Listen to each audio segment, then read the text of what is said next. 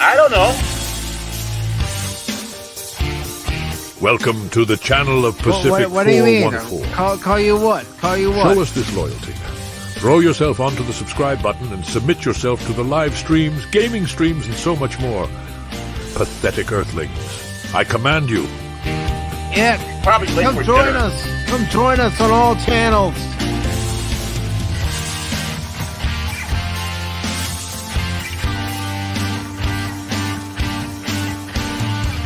Bill McCracken is the devil.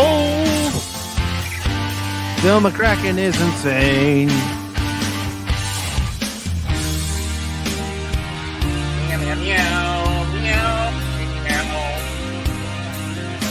And Barrett thinks he's a cat.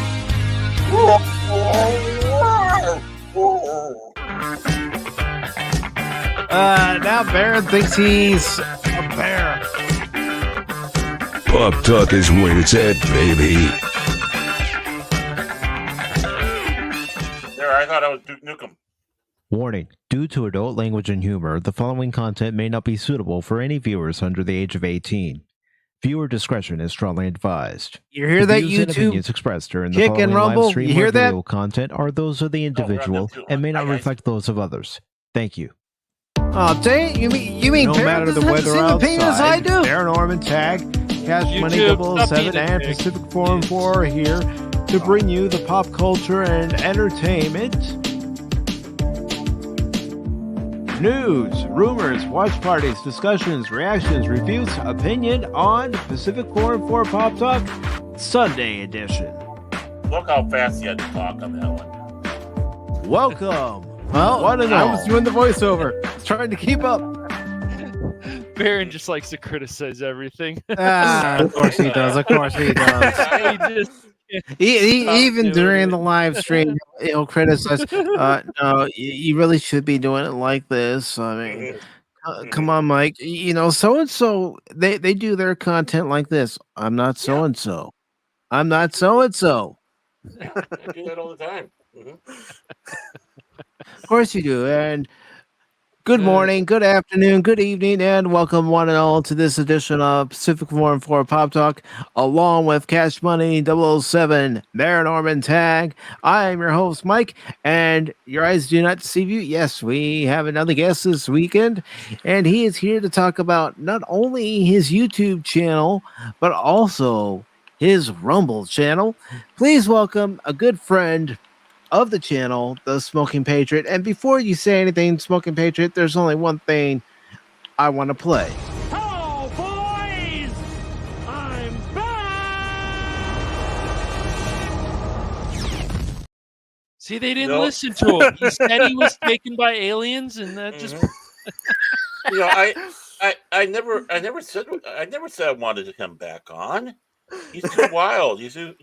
I don't think he appreciates bears enough. No. I like bears on the uh, floor as rugs. You know, I mean, So you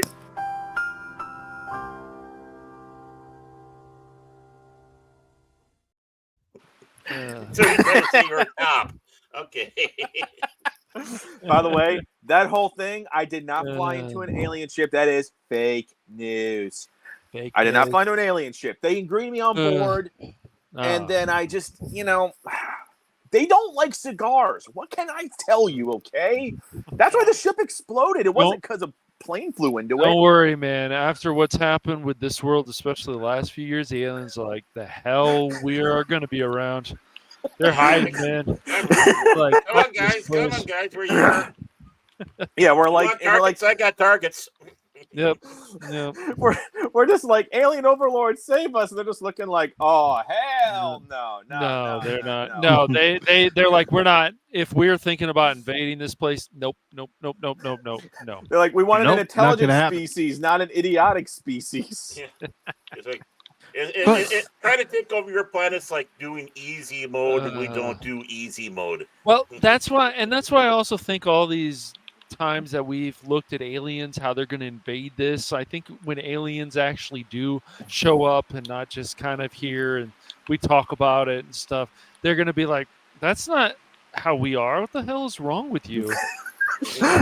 Well, it's like Yeah. what was that one movie, Skyline? I think it was, where the aliens they take the humans, but they take their brains out to put them into like their robots or stuff like that. Skyline would never be made today because the aliens would just put one brain in and be like, "This is what we're dealing." Oh no, send them all back. Send them all back. Turn off the blue light. No, Yeah. you're kidding. If you've seen any of those TikTok videos where people are God. going yum and all that stuff with whatever pops up on their screen, they're looking at that and going, you know what? Instead of making first contact with the species, why don't we go to sector 2745? Yeah, we You know, don't I heard want there's this evil. I heard there's an intelligent race of bears there that we Yes. might be able to make relations with. Oh. Yes. So, Patriot, you're here to not only promote your YouTube channel, The Smoking Patriot, but also your Rumble channel, Break Silence. Mm-hmm. So, what did you tell us about both channels? And starting with whichever one you want to start with. So we'll go with the easiest one. You all know my YouTube channel. It's Smoking Patriot, and over there it's mainly just anything nerdum sci-fi. We'll talk Power Rangers, Babylon 5, Stargate, Star Wars, Star Trek, anything else that's in pop culture or nerdum or sci-fi, anything like that. I have been lax. I didn't realize how long it's been since I streamed there when I went on to StreamYards yesterday to update like some videos and remove some stuff. The last stream I did was when JDF passed. May he rest in peace. That was the last stream I did, and I feel so bad because I've been telling people I have all these ideas, but life gets to me, and I don't prioritize. So for all subscribers, I just want to say heartfelt, I'm very sorry that I have not been more active. You deserve better. You're going to start getting better. So, but yeah, so, by the way, So in other words, you're trying to say is that you're going to stream more than Cash. yes, Hopefully. yes. Hey, I just did a stream. I mean- You mean stream more than Baron? What are we talking about me for? Yeah. Nice try, Mike. And then Baron's going to say, well, you're definitely going to be streaming more than Mike. I mean, are we going around the circle here of saying... That's what we do around here. It's like it's a circling thing. I mean, I really wish I could be on the Phantom Hooligans sometime. It's just, The hooligans, yes, you will try. We'll get a discussion going. I've Sometime. never been on his channel. I know. But you've been in the chat, so that counts. You hear that? You've been on the channel in the chat, so that counts. Yes, count. But as far as being on a panel, it's not happening, Baron. No, exactly. No good panels yet. When there is one, I'll let you know. What does Matt Rissman have against me? Because I know he's Nothing. the real power back there. He's No, the real. He's he the real doesn't power have amongst anything all of us. against you. Has he been listening to Phil? I mean, I don't know. No. Oh, God. No, he'll please, tell Phil no. off, man. Just like Oh, I know. I know. Yeah, he'll definitely tell Phil off. So and if you say Phil too many times, he's like Candyman. He'll show up. So Oh, God. Well, you know what? Speaking of Phil McCracken, he was the first one here in the chat, Yeah, he was. Well, Yeah. and dropped and ran. he said He's earlier always ready. before it disappeared that there were three people on here that were the Three Stooges, and he'd rather watch the authentic Three Stooges. And Mo. Well, geez, if you feel that strongly, Phil, I think I'm hurt. Listen. Phil's just jealous he couldn't get the role of Mo, Larry, or Shemp, okay? He's just jealous. All You right? got the role of Curly Joe. Oh! Curly Joe. Oh, Curly Joe. God. Or Curly Yeah. Joe Dorito, yeah. Mm-hmm. God, Curly Joe. I try very hard to forget him. I try very hard. Oh, gosh. Yeah. No, he was bad. You have I to be think- careful about Phil, though, man, because the thing is, he's going to try to get people to watch that fucking Caddyshack 2 fucking movie again. Fucking bastard. Wait, Wow. Yeah. Wait. comes to light. Wait. So that wasn't a nightmare I had that they actually made Caddyshack 2? It exists? It does It exist. exists. Unfortunately, it exists, yes. man. Oh God. Okay. Well, you know Yeah. what? I got another topic. Then I'm gonna because I got a couple of topics for Rumble videos. That's gonna be one of them now. And I'm gonna watch Caddyshack 2 just so I can rip the effing hell out of it. Man, dude, no. don't Here's the put thing. yourself through that hell, man. Here's the thing. Well, no, I can't criticize it No. if I don't watch it. I know. yes, I get but, that, like me, Patriot, there's one thing that you need apparently. I don't want my pain taken away. I need my pain. Yes, you have to learn, Smoking Patriot, about your pain, and if you haven't taken enough pain, then you're gonna have to take more on your chin. Yeah. Remember, I Cash, do you not remember what I said about the breakdown of Star Trek Discovery seasons 1 and 2? Maybe, probably. Okay, so No. I used to be with a podcast group that we had. We had a YouTube channel, everything, and we decided to cover the first 2 seasons of Discovery, and nobody wanted to actually take the notes. So I had to watch every episode one time, get that initial like, holy crap, what the hell are you doing, blah blah blah, all that stuff. Then watch it again and write detailed notes on it. So I had to watch every episode twice. Well, Poor bastard. For 2 seasons. Yeah. Yes. And by the second season, I was downing a half bottle of Man. wine for every episode. don't know if it's as bad as Santa Inc. though. Oh, Santa. the clip they released of Discovery at Comic-Con yesterday, it looks like it's more of the same crap. Is that the one they released? Is that the one of Burnham and she's on a ship at warp? Yes. Should we look at it and groan or not look at it? Oh, and- that was. I don't want to get a copyright claim from Paramount. Oh, Paramount's one of those that will Yeah. go, oh, you're showing our content? Bam. Yeah, you need you. Yeah. No, walk on eggshells on the Yeah. YouTube side. Yes. And the thing is this is something that Paramount really needs. They need us putting their Yes. things out Every there, company promoting should it. have us do free adver- It's stupid, man. Even Sony got mad. I remember when people were showing the Spider-Man trailer. Give me a break. Yeah. Well, I mean, if it's a trailer, it's meant for advertising. Yes, and it you're doing free is. advertising for them. I can understand if you're showing episodes or over a certain amount. At a time, they gave permission that you could use like so many minutes of our show for promotion or whatever. And of course, needless to say, a trailer. It's like, what the hell's wrong with this? Is one of the reasons why Hollywood's crashing and burning. Yeah. Yeah. I mean, because here's the thing. Imagine if we did on like Pacific Stream. Okay, it was a special stream just for going over and reviewing the newest trailer or clip or whatever of season 5 of Discovery. Okay, how many eyeballs would they get on that if you had like Nerdrotic, Geeks and Gamers, all these other channels cover it and they're showing it, good or bad, it's getting eyeballs on it. Yes. Right. Yes. Mm-hmm. Like, Well, I think they can show it, but then you have to pause it every 15 seconds. Yeah, Unless You got to pause it more than 15 seconds. yeah.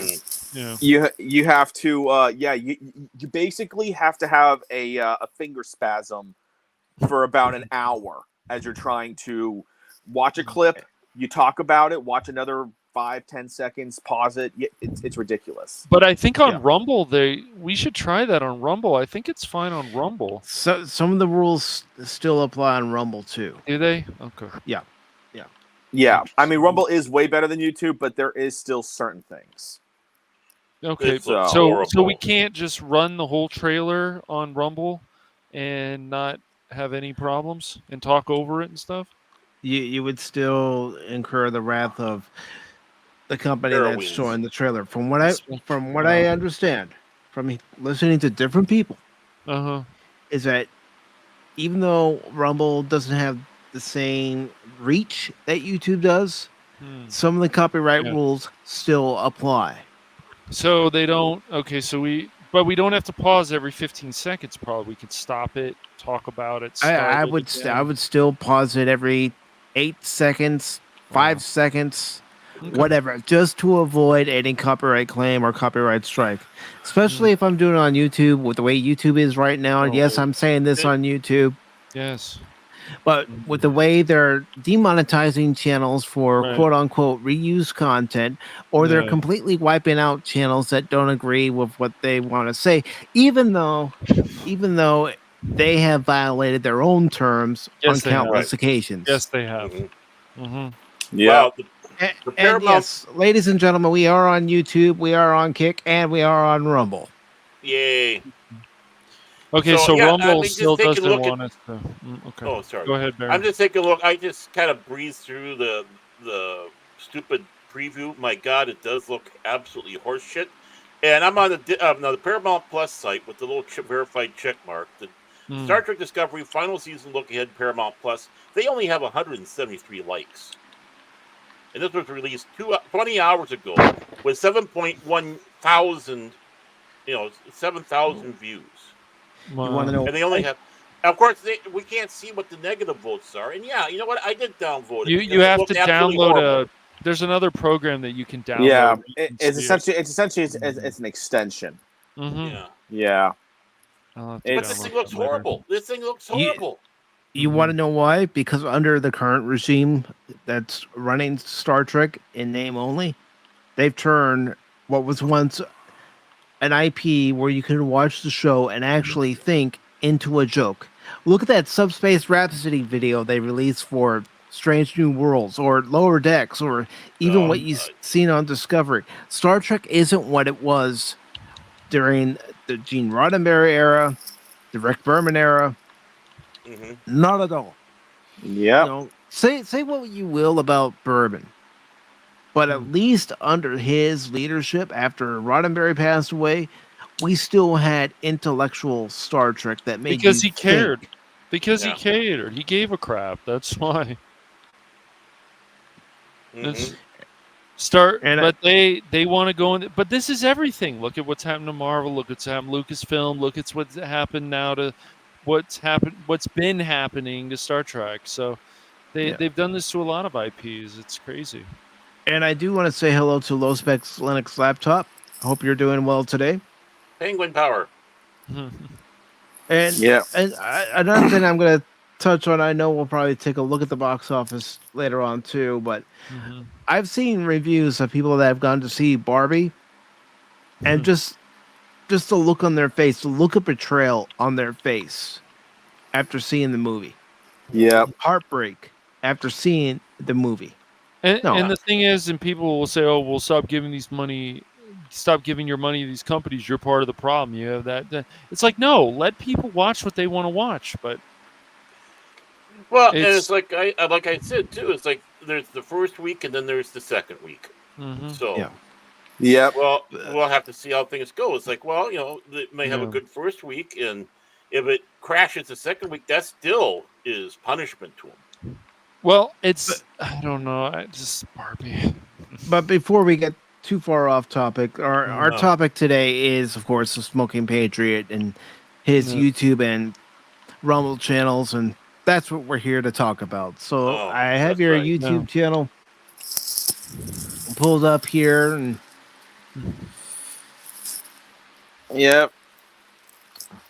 So I obviously get to see a lot of my videos are older. I think the last actual video I made was Top Gun, and that was a quick little thing. Everything else is lives, pretty much.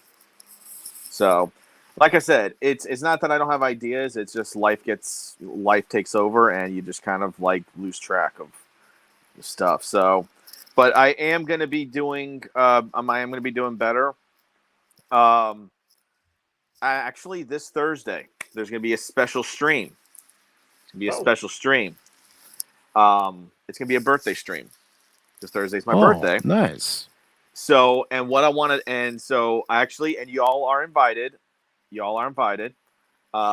It's essentially the topic is, in the Enterprise era, should Starfleet have focused on more militarization or exploration? In which era? The Enterprise era. The Enterprise, because Archer makes a specific line where he says, "We're facing a lot of these people and we're outgunned regularly on the regular." Mm-hmm. So, and even the Klingons comment they have low grade energy weapons, and we know against the Xindi they struggled. So they're struggling against almost everybody. So should they have focused more on developing their defensive systems and capabilities and fortifying Earth once you started encountering enough hostile races, or should you keep exploring? That's a good question. And I'll save my answer. I'll save my answer for the show. Yeah, I don't want to spoil my answer. But are you fucking kidding me? They're doing a fucking musical for Strange New Worlds? Subspace Rhapsody. And don't forget, they have an episode called These Old Scientists, and it's a crossover between Strange New Worlds and Lower Decks. Yeah, I know. Star Trek is a joke anymore. Right. I mean, when you're doing a musical episode, that has now officially, without even seeing it, even worse than Shades of Grey or whatever that was with the Riker, the season 2 clip episode. You have now found a way to go even lower than that, because nothing wrong with a musical episode, just not Star Trek. This is fan film crap. Oh God! Yeah, I could already hear somebody arguing. Well, they did some episodes where characters saying in Next Generation or Deep Space Nine or Voyager, with the Doctor, especially on Voyager, that was just part of the character's growth as a character. And he did it in the holodeck. They didn't dedicate the whole episode to the whole crew singing, "We're Voyager and we're lost in the Delta Quadrant and we're 70,000 light years away and we're trying to go home." Yeah, little elements and stuff like that's one thing, or even just when Uhura was singing to on the original series or whatever. It's like those are believable things. It's not everyone breaking out in music and dancing down the freaking hallways. No. Yeah, it's. I mean, and did you see? Oh God, what's his name? He's that Irish guy who does like Star Trek reviews and whatnot. I'm going blank on his name, but he covered that episode of Strange New Worlds where Spock is eating the bacon. That clip, he actually covered that whole episode. Oh God! And apparently, there's some mishap that causes Spock to become 100% human. Mm-hmm. But the problem is that he starts acting like a 21st century hipster trying to be cool teen and doesn't know anything about Vulcan etiquette. It's like he got brain wiped. Mm-hmm. And I'm just like he puts a couple of these clips in, and I'm thinking, oh dear God, what? At least when the Vidians did it in season 1 of Voyager, where they took Alana's Klingon DNA out of her and created a completely separate entity. At least they did that intelligently. Mm-hmm. Yeah. Artuvix. Yeah. This was just done so poorly. I'm seeing some of these clips, and literally Spock is sitting at his station, and by the way, it's all the women.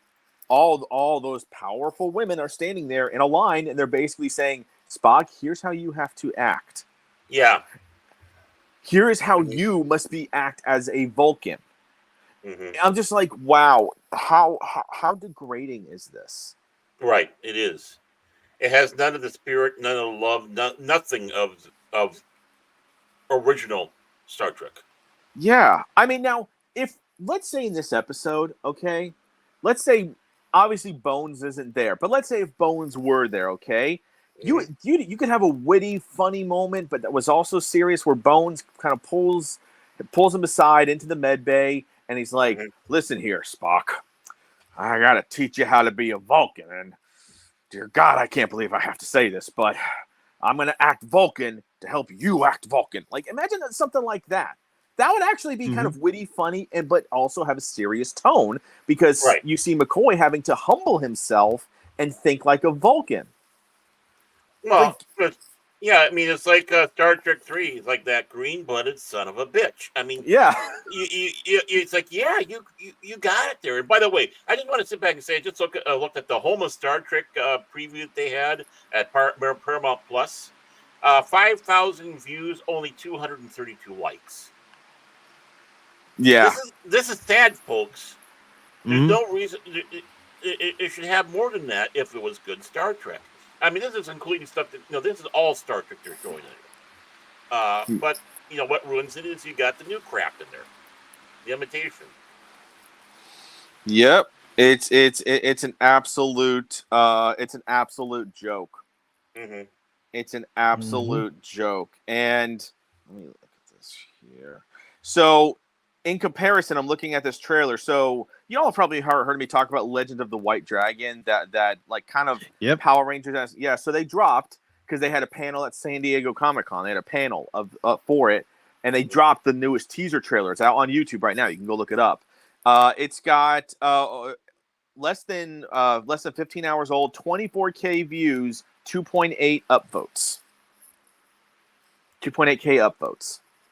So that's what, about 10% at least? Yeah.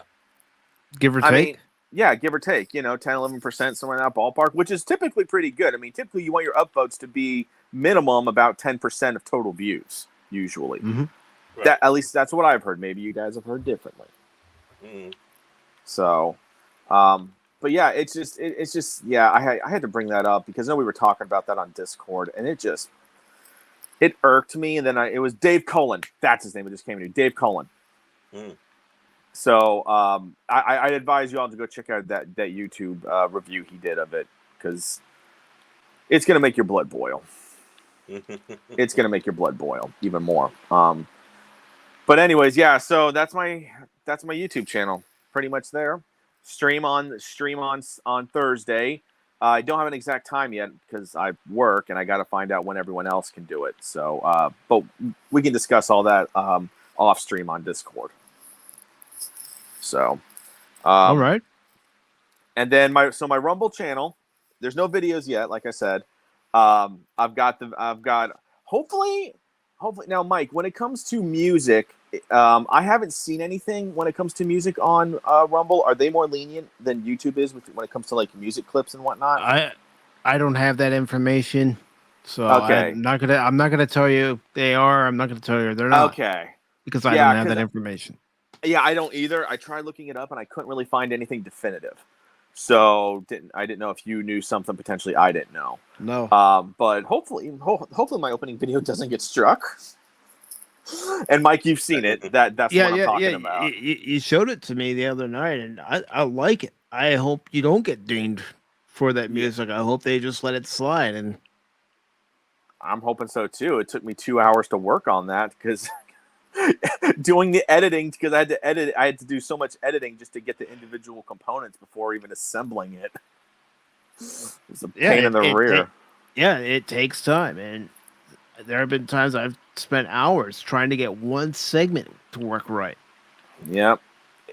I don't know if you're able to, Mike. If you want to play that opening, you're more than welcome to. Okay. 3 hours later. Oh, quiet, you. All right, let me. Well, that's what I was thinking. You're saying it took me 2 hours. 3 hours later.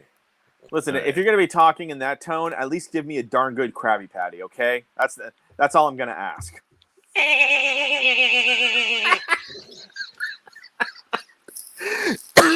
Streaming and Barrett, you're not supposed to make our guest choke himself to death. Come on, man. Come on, that's part of the thing is I want my points. I need my points. It's like Oh God, that's too like, funny. All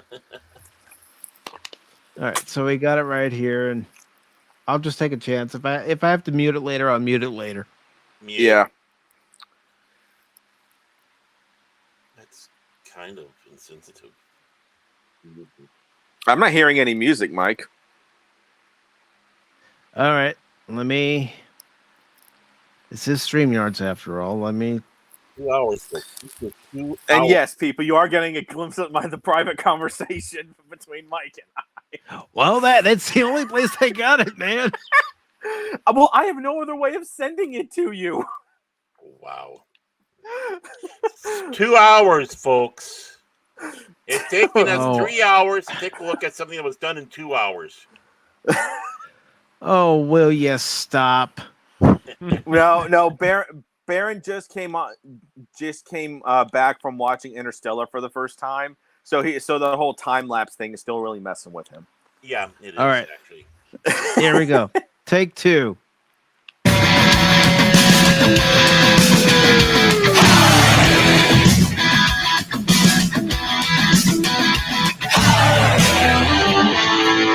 We're breaking the silence.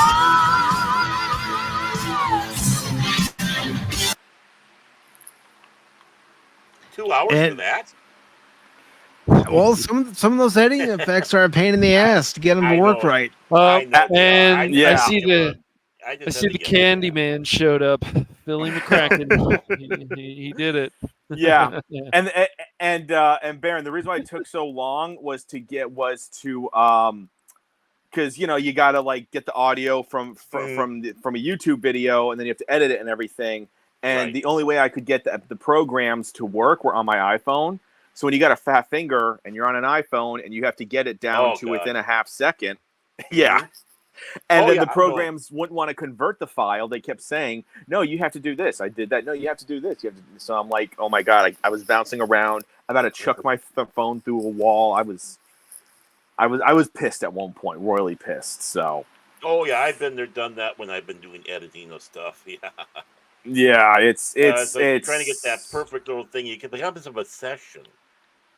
Yeah, you're just like, oh dear God, please just work for once. I'll pay you $1 million. Just work for 10 seconds. So, but yeah, so that's my Rumble channel. That's the opening for it. My Rumble channel is going to be what cannot be said on YouTube. So that's going to be a lot of cultural, political stuff, and it's not like left wing or right wing or blue pill or red pill or black pill or anything like that.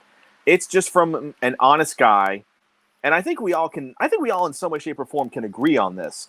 There's stuff that either in person with other people or on YouTube, you basically have to have essentially a metaphorical piece of duct tape over your mouth because you can't say certain things, whether you're in person with family, coworkers, or on YouTube. Well, on Rumble, I'm taking the duct tape off. I'm going to be saying stuff, and this is the average guy who's interacted with hundreds of people from all various walks of life, many different jobs, everything. And I'm just going to be just spilling stuff from the heart, cultural, political, maybe even a little religious if, something in the news comes up that I got to address. But it's just going to be a very different take. It's going to be honest, blunt.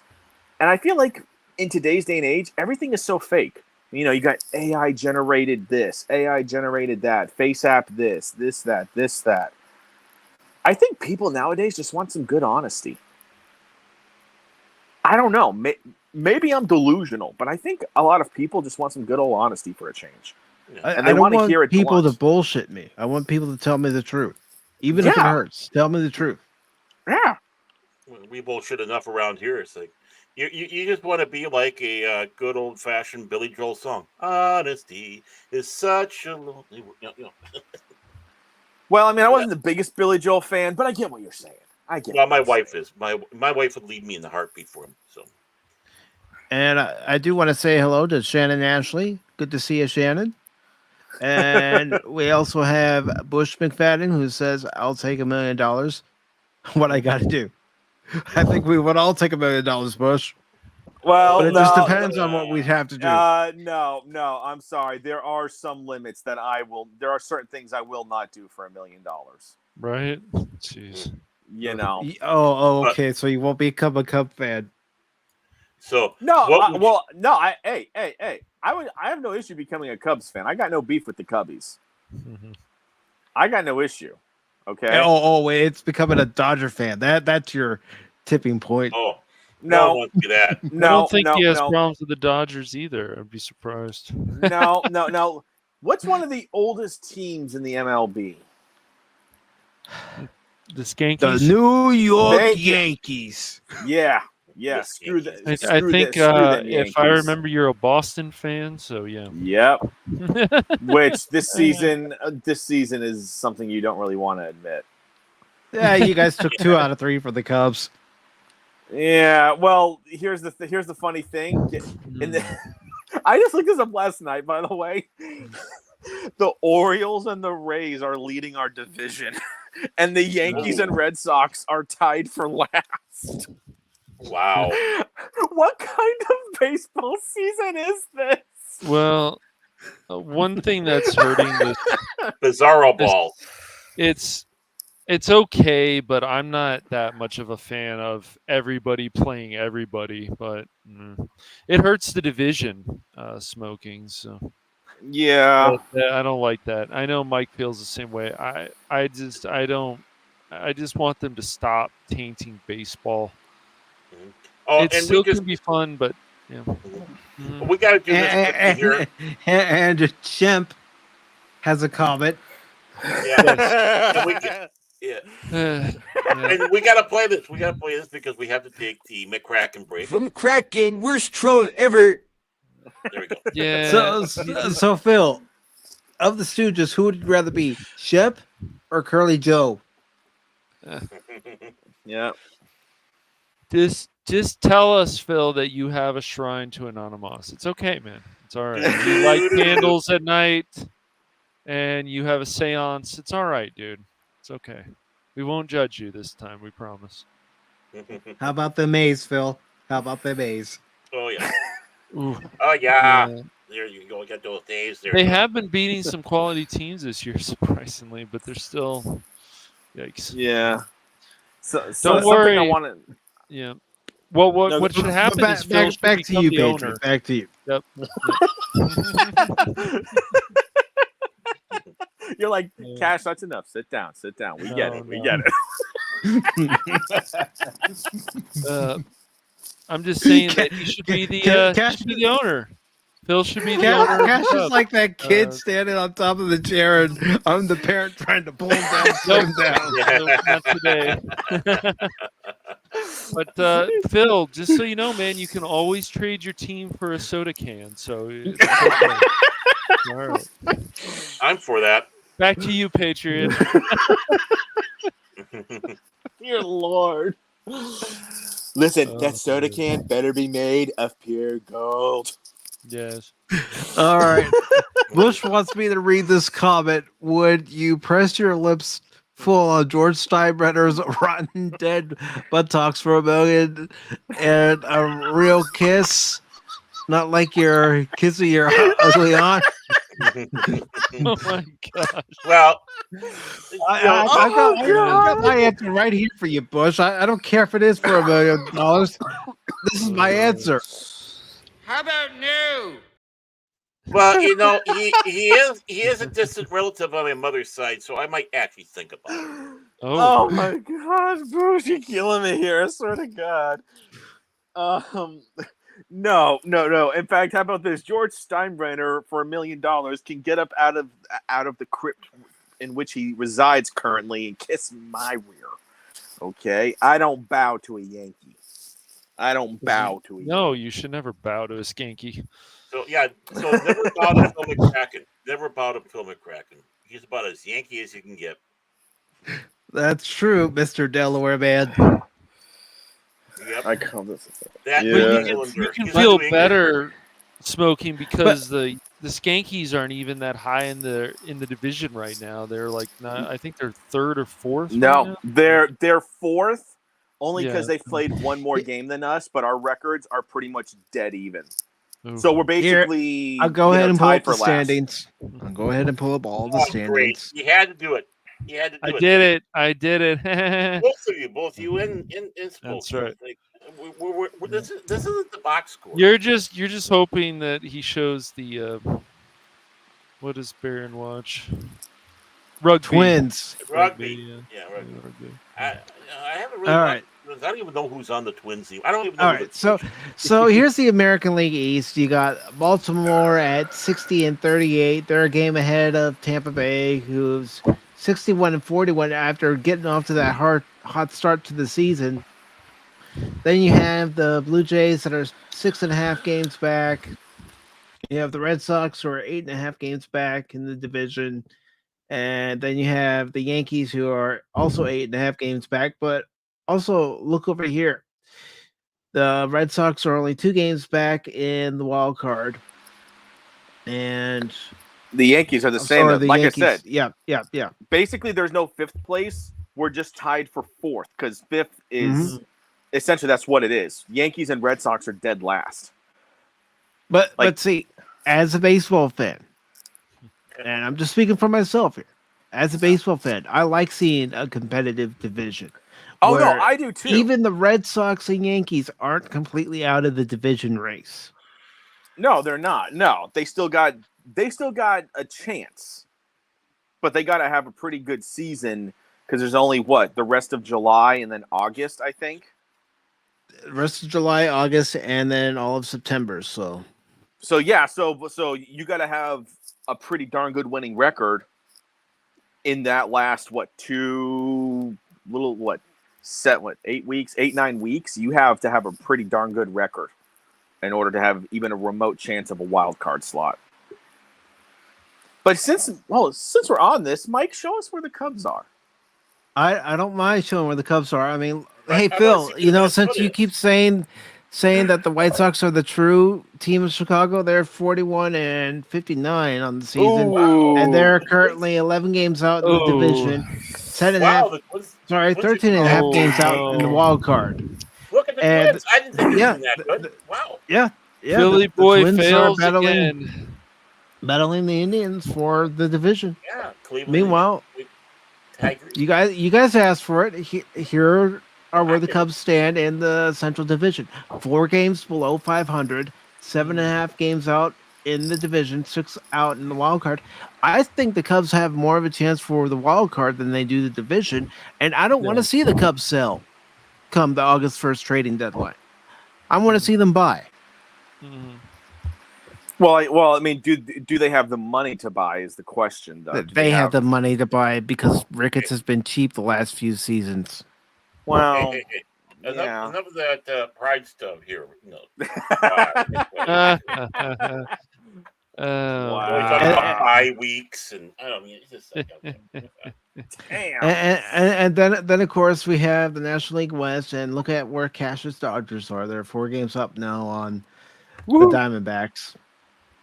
They've been playing well. They've been beating on the Rangers. They won 16-3 yesterday. Wow, 16 to. That's called spanking the redheaded stepchild. Yes, I like that. Well, and of course there's that pride flag, the one that gets waved in Chicago with a W on it. Yeah. God. Dude, you're just looking to get kicked. You're doing so well, Baird. You're really trying to do it today, aren't you? You're really trying to see if you can hit that button that makes me go, that's it. You're God. Not right now. Not right now. Cash made me do it. Yeah, right. Sure. Barrett was the one who during Black History Month, when you have all the Rangers, they're like yellow power, blue power, green power, black power. What? I'm sorry. What were you gonna say again? I'll just quickly back out slowly. Oh, that's a good one, Boosh. That's a good one. Yeah, it is. No, I mean, Chicago Black Sox. Well, guess what? The Cubs' original name was the Chicago White Stockings. Yep, and since we're getting on this topic of baseball, no, Phil, we do not in the National League. We do not appreciate a lot of the fans do not appreciate the DH. Yeah, we do not like it. About time you moved into the 21st century there. Come on. No. You guys were so old and antiquated. We liked having the pitcher come up and see if he would get a big hit. And here are my thoughts on the DH. Yeah, well, that's just like your opinion, man. Good old-fashioned hit and run baseball, playing small ball to get your runners from first to second or from first to third, depending on where the ball was hit. spreading the ball to all fields when you're up there at the plate to try to drive in a run. It's not all about home runs. It's No, it about is getting not. guys on and moving them from station to station, even if they have to steal a base. Right. No. I mean, to be honest with you, Yeah. I really wish that would have been 180 degrees on that decision. That it was the American League that had to get rid of the DH. That'd be fun. That's fun, you know? Yeah, I would have been all for that. Yeah, that would have been funny. They switch it around. Yeah, I mean, don't get me wrong. I love baseball. It's America's pastime sport. In my opinion, it's still one of those all the hype and energy is it's in the NFL. Let's just be real, okay? That's where all the hype and the energy and the moments are. But if you want tradition, if you want just like something where you could just go and make so many memories that's at a baseball game. Yeah. I went to so many minor league games because we used to have a minor league team here. It was a farm team for the Milwaukee Brewers, actually in our county until they moved. And I went to so many of those games. So many of them. It was ridiculous. I have so many memories from there. Yeah. You know, it's they just need to stop the pandering, the tainting, the garbage. And it's not the Chicago White Stockings bush. It's stockings, as in socks, as in leggings.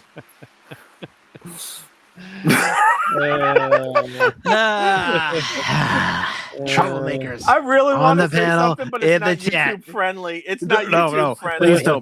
Please don't. Even though we are multicasting on Kick and Rumble. Yeah. Now, if we were solely on Rumble, I'd say it, but we're not. So when we get out of control, we just keep saying back to you, smoking.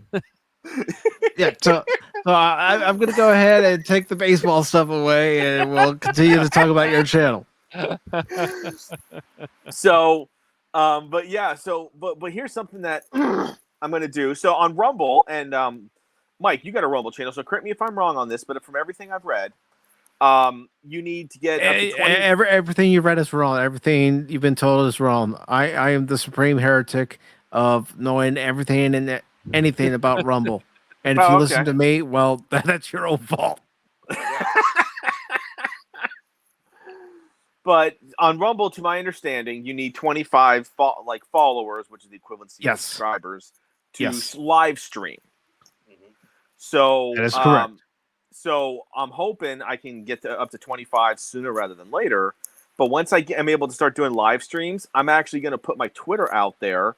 And then a couple hours before, or like a day or two before stream, people tweet me articles, topics you'd be interested in me covering, subjects to talk about. It could be literally anything. Doesn't mean I always will, because it depends on what the topic is and if I'm comfortable talking about it, knowledge, et cetera, et cetera. But that's something I want to do. I want whatever community, however small or big it becomes, I want them to feel like they have a voice in this too. Like I'm essentially the speakerphone for what others could say. So it could be, hey, what do you think about the baseball having the National League go to a DH, or it could be this or that, whatever. I want people to send this stuff to me, and then I will credit you. Like, sorry, hold on a second. Let me get water. That's all right. Quit sucking on those stogies. That's what it is. Drying you out. No, not in the house. Not in the house. I wish. But that's the thing is that and for everyone listening, if you send me an article, and by the way, I will do videos on stuff too. Like if it's something I can only talk about for a short period of time, like because that's what it is, I'll just do a video. But what I will do is I will credit the person who sent me it. So I'll say this topic, article, subject, fill in the blank, was sent to me by such and such. I want to give them a shout out. Here's their Twitter. They gave me permission to share this information out.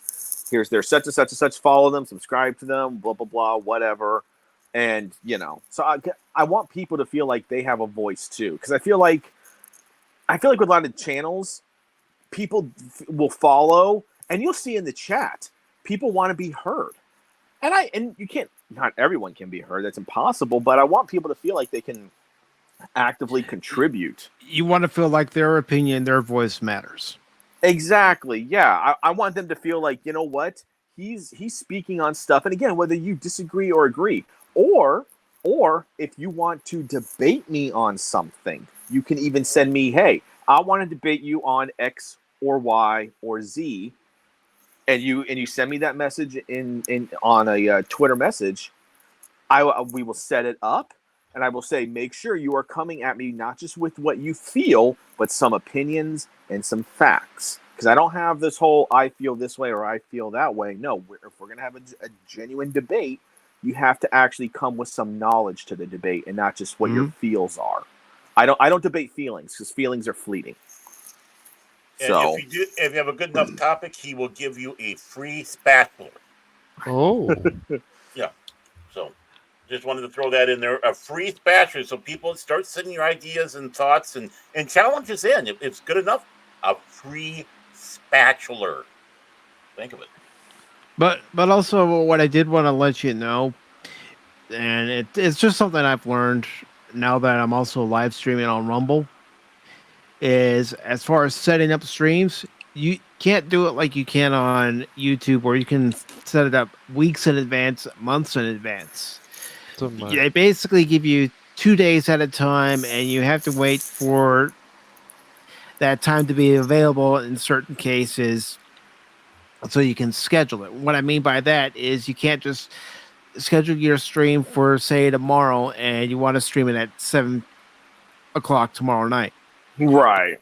You have to wait until it actually has reached 7 o'clock tonight before you can even schedule the time for it. And also, one of the things I've learned, because it was one of the issues I had when I was first streaming onto the Rumble side over there, and also experienced it with Kick when I was, trying to get everything set up for StreamYard, so I can do editions of Pop Talk over on, Kick and Rumble at the same time I'm doing them here on the YouTube channel, or even a game stream. Is that when you're setting up a live stream over on Rumble, you have to copy the new stream URL and the stream key each and every time after that stream's been set up. So you have to copy it into StreamYard because you can't use the same one each and every time. It generates a new URL and stream key that you have to make sure that you copy and paste into StreamYard. Otherwise, it's not going to broadcast. Very interesting. I mean, I don't know how long it'll be before I get to streaming. And once I do, Mike, maybe you can work alongside me and I don't mind. Yeah, and just kind of like show me how it's done. I mean, and here's the thing too. I've heard people say, "Well, Rumble's just a fad. Rumble's just a fad." I don't think Rumble's a fad at all. It's not like Odyssey. It's not like Odyssey. Odyssey and some of these others. Remember when everyone said, "Oh, go to Odyssey. It's going to be so great." Oh, go to what was one of those other ones? It was BitChute was the other one that everybody was saying you should go over to. Yeah. And there's nothing wrong with those, but everyone hypes them up. The thing I think that makes Rumble different is, A, they're actually getting big enough named people over there. Like people that have several million followings and whatnot. I mean, hell, they got Steven Crowder over there. Yeah. I mean, that was a pretty big move considering he's probably one of the biggest names they have over there. Love him or hate him, the man's got reach. You can't deny that fact. But here's the thing about Rumble too, is that Rumble, you'll reach an audience. You'll get views. People will see your content. Now, you may not see very many people comment into your chat when you first start, but that's pretty much everywhere. Whether you're on YouTube, Twitch, Kick, Rumble itself, anywhere where you can stream. You don't always get interaction the first few times you stream because people are checking you out for the first time. They want to see what you're all about. Right, yeah. But you will have eyeballs on your stream. Yep. Yeah, that's I think that's what I'm excited for, is just seeing how much of a new audience I can reach, and again, like I said, being able to rip the metaphorical duct tape off my mouth, essentially, and being able to talk about stuff. And again, not all of it's going to be popular stuff to talk about. It's not all going to be sunshine and rainbows and kittens and puppies. It's going to be, sometimes it might be heavy stuff. Sometimes it might be stuff that involves a certain viral movie that didn't really get any advertising, but was certain word of mouth, if you catch my drift. Yeah. Okay. So, but that's the thing, is that I don't ever want people to feel like we have nowhere where our voice is heard. We have no one who speaks up for the average person. Because, what do you hear nowadays, all right? Unless you got money, unless you got power, unless you got this massive reach, you're a nobody. You're a bum. You're equivalent to a homeless person, okay? You hear it in the dating scene. Unless you're making $100K, unless you're making all this and that, you look this way and have this and have that. Or if you're a job, you don't make, you're not a prestigious job like X, Y, or Z or whatnot. You're a nobody. It's like, there's so many aspects of life that unless you are this high caliber something, you're a bum, you're useless. And it's like, a lot of people aren't bums or useless. They're just forgotten about. Forgotten about, and they feel like, well, what does it matter if I voice my opinion? No one's going to listen. Exactly. Yeah. And that's something we need to change. I don't care where you are. Out in public, on a streaming service platform, that's something we need to change. We need to let everybody know that their voice, their opinion matters. Yep. And that's the key, is that everyone deserves the chance to be heard. Even if you have opinions, you have thoughts, you want to talk about something, but let's say you're too camera shy, or you're afraid to talk in front of an audience, which many are. Let's not kid ourselves. Many people are very much afraid to talk to an audience. I'm one of those people where I actually enjoy it. Like, I actually get giddy when I'm getting ready to talk to people in an audience, whether in person or on YouTube. I actually get giddy. This is the only time I get giddy in my life, really. There's very few times where I get truly giddy. This is one of them, and I can't explain it. Well, there's nothing wrong with that. I mean, no. I get excited when I see people in the chat, especially a certain anonymous. Sing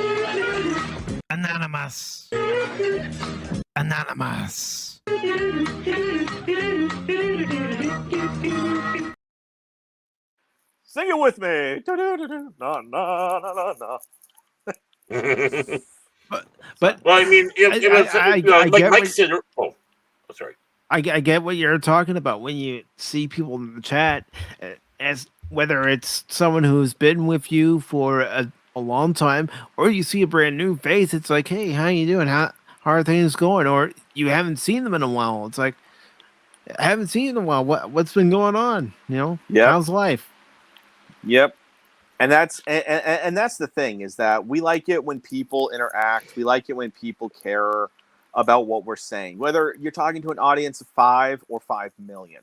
It's all, if you're somebody who does this not just for a simple paycheck. I mean, yeah, here's the thing. I don't if Mike were getting paid right now, like if he was fully monetized, I genuinely think Mike wouldn't change, because it's not the money that drives him. The money is just a perk. Like, hey, you get 401k benefits with this job, and you're like, awesome, I finally get 401k benefits. I feel like that'd be kind of the same way with Mike, where, hey, you know what? I'm making some side money. Great. I don't care as much about the money. I care more about my followers, my fans, interacting with people, having good times. Well, what I care about is the interaction with the different people that I meet. I mean, I wouldn't have met you if it wasn't for the Norporeal life form. I was looking for folks to have on a Star Trek panel, and he recommended you. So that's how our friendship began. Yep. That was what, like 2-3 years ago, something like that? 2 years ago. It'll be 2 years this September. Yep. Yep. And that's the thing is you never know who you're going to meet, And I'm not going to lie, I'm really sick and tired of the average person, man or woman, being shit on, essentially. I'm tired of it. Whether it's by people who think that they're these experts, whether they're politicians, people in culture, I don't care who you are. I don't have to like what you say, but I can at least show you honor and dignity and respect at least, Like, you know what? I don't always agree with what like Leonardo DiCaprio says. I think he's a cuckoo nut in a personal perspective, okay? But as an actor, I think he plays some incredible, amazing roles. I think he's a phenomenal actor. I think Tom Cruise, in terms of a personal, he's got a little screws loose on a few beliefs and everything. But guess what? I think the man is a phenomenal actor, one of the best. The hell you say? And I just want to read this comment from the Padawannabe where he's saying, the people that treat me like I have no worth have no place in my thoughts. If you think that way, you don't live on my planet. You are in my way. I have things to do. Yeah, don't treat people like that. Yeah, exactly. And that's and you know what, Padawannabe? I wish more people had that. I wish they had that thinking. But in today's day and age where we're so interconnected, we don't I feel like people are more lonelier than ever. They feel like their voice doesn't matter. You could get somebody who took 3 hours, worked on this incredible short clip video that was 30 seconds, took them 2 hours, 3 hours, 4 hours, and it doesn't get viewed. But they poured their heart and soul into this. They made this incredible work. But nobody wanted to watch it because it didn't fit the narrative or it wasn't, or they thought it was goofy or what have you. And it's like, there's so many average people that are just trying to get through life and they want a voice, whether that be them speaking or somebody speaking on their behalf. That's what my channel essentially is. I want people to break their silence and speak up. In some ways, the first start of that was talk radio. Where people were able to call in and listen, talk to the people that were doing their shows. We're talking about the freedom and such here. We basically had to come up with a YouTube cant, like a thieves cant, like sailing in the high seas, or we have to use other words in place where we know what it is, but a lot of other people don't, which we shouldn't have to do. We shouldn't have to resort to doing a cant if we're speaking in free speech. And even if what we're saying isn't offensive, it's because you said a certain word, we're going to ding you. Yeah, exactly. I mean, let's just be real. I think when the whole the Wu flu was going on and all that, how many people were afraid? They were asking questions, and then all over social media, YouTube, Twitter, Facebook, Instagram, they're getting banned, and all they're doing is like, hey, what's going on here? Is this going on? Is this going on? I don't know what's going on, blah, blah, blah, whatever. And people were getting silenced constantly for just asking questions, not even about that, but they were literally just asking questions of like, hey, I heard you can't leave your house in this state, or this state says this or whatnot. You'd get banned. So people really recoiled into themselves like a turtle. And they're just like, and they want to poke their head out and say, is any, do I still matter? Basically, am I just a pile of flesh and bones just waiting to die? And then you could say, not everyone thinks like that. I think a lot more people think that way than we want to admit. They're just not open about it. They're just not open. Yeah. Right. So and that's just it. I mean, as I say, I'm a big promoter of free speech, even if it's speech that disgusts me. I'd rather have your, the ones that cause problem with pointed hats and stuff like that. I want them out there talking. I want them out there because if you suppress, people start thinking, oh, there must be something to this. And that's always the damning door to open up to BS. But if you hear them and don't suppress them, you can sit back and go, what a bunch of freaking loonies.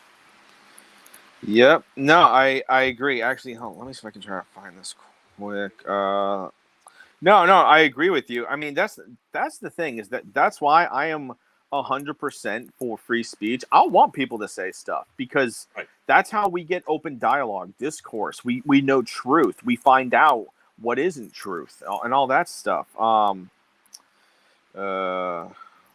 Sorry, I'm trying to look up this one saying. It's from Game of Thrones. I just can't remember. I'm gonna go ahead and say hello to TCAP Steve. Good to see you. Worshipper of yogurt, the mighty. What's up, Steve? That's what we have there. So while he's doing this, I guess we have to do this.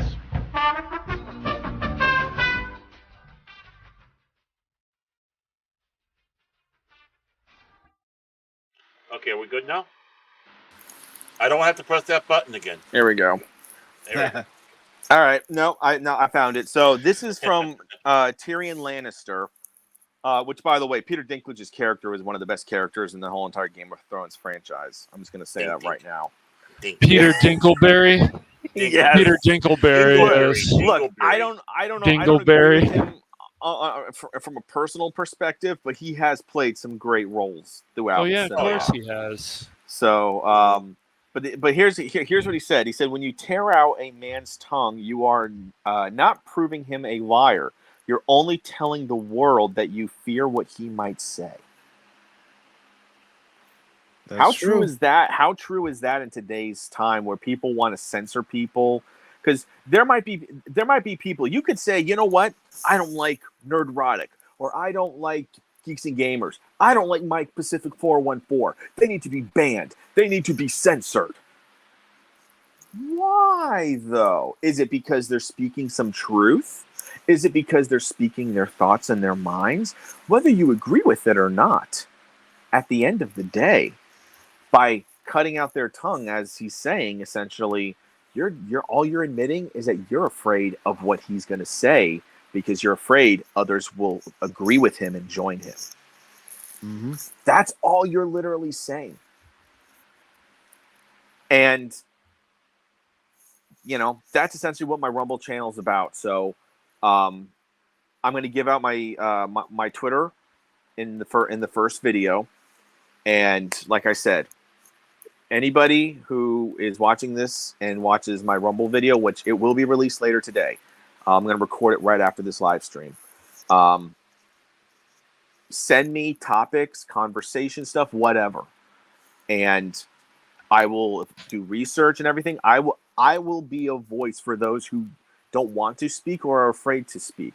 And don't think, well, I don't know about... No, nothing is off limits.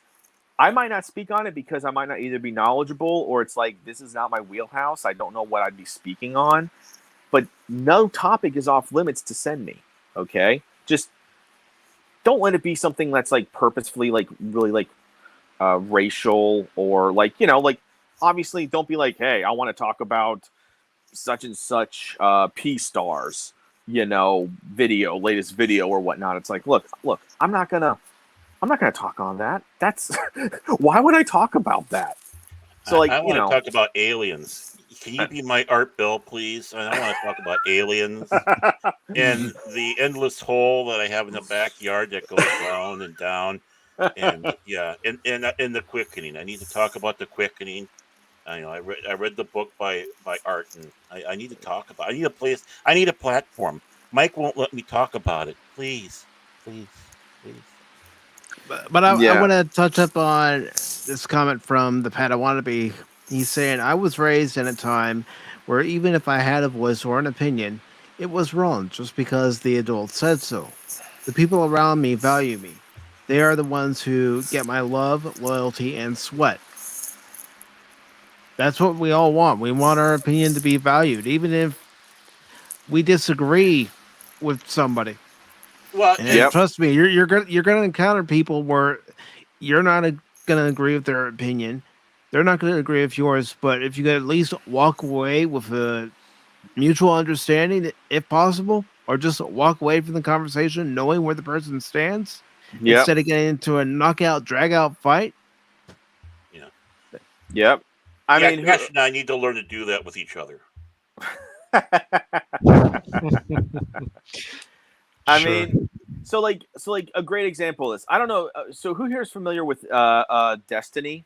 Anyone familiar with him? I've heard the name, but not very familiar at all. Okay, so he's somebody who's kind of all over the place. He talks relationships, culture, whatever. He'll do like video game streams, all this kind of stuff. He's known for being kind of controversial. Okay, he's in an open marriage. So he's kind of, a lot of people consider him edgy and whatnot. He has some very kind of wild opinions at times, but he loves to debate. He loves to debate the merits of his thoughts and opinions, whether you agree with him or not. He wants to debate you on this.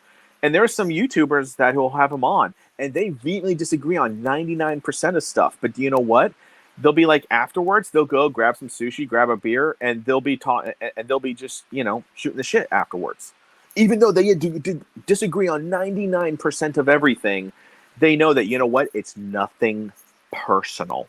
You have your views, I have my views, but that doesn't mean we have to hate each other.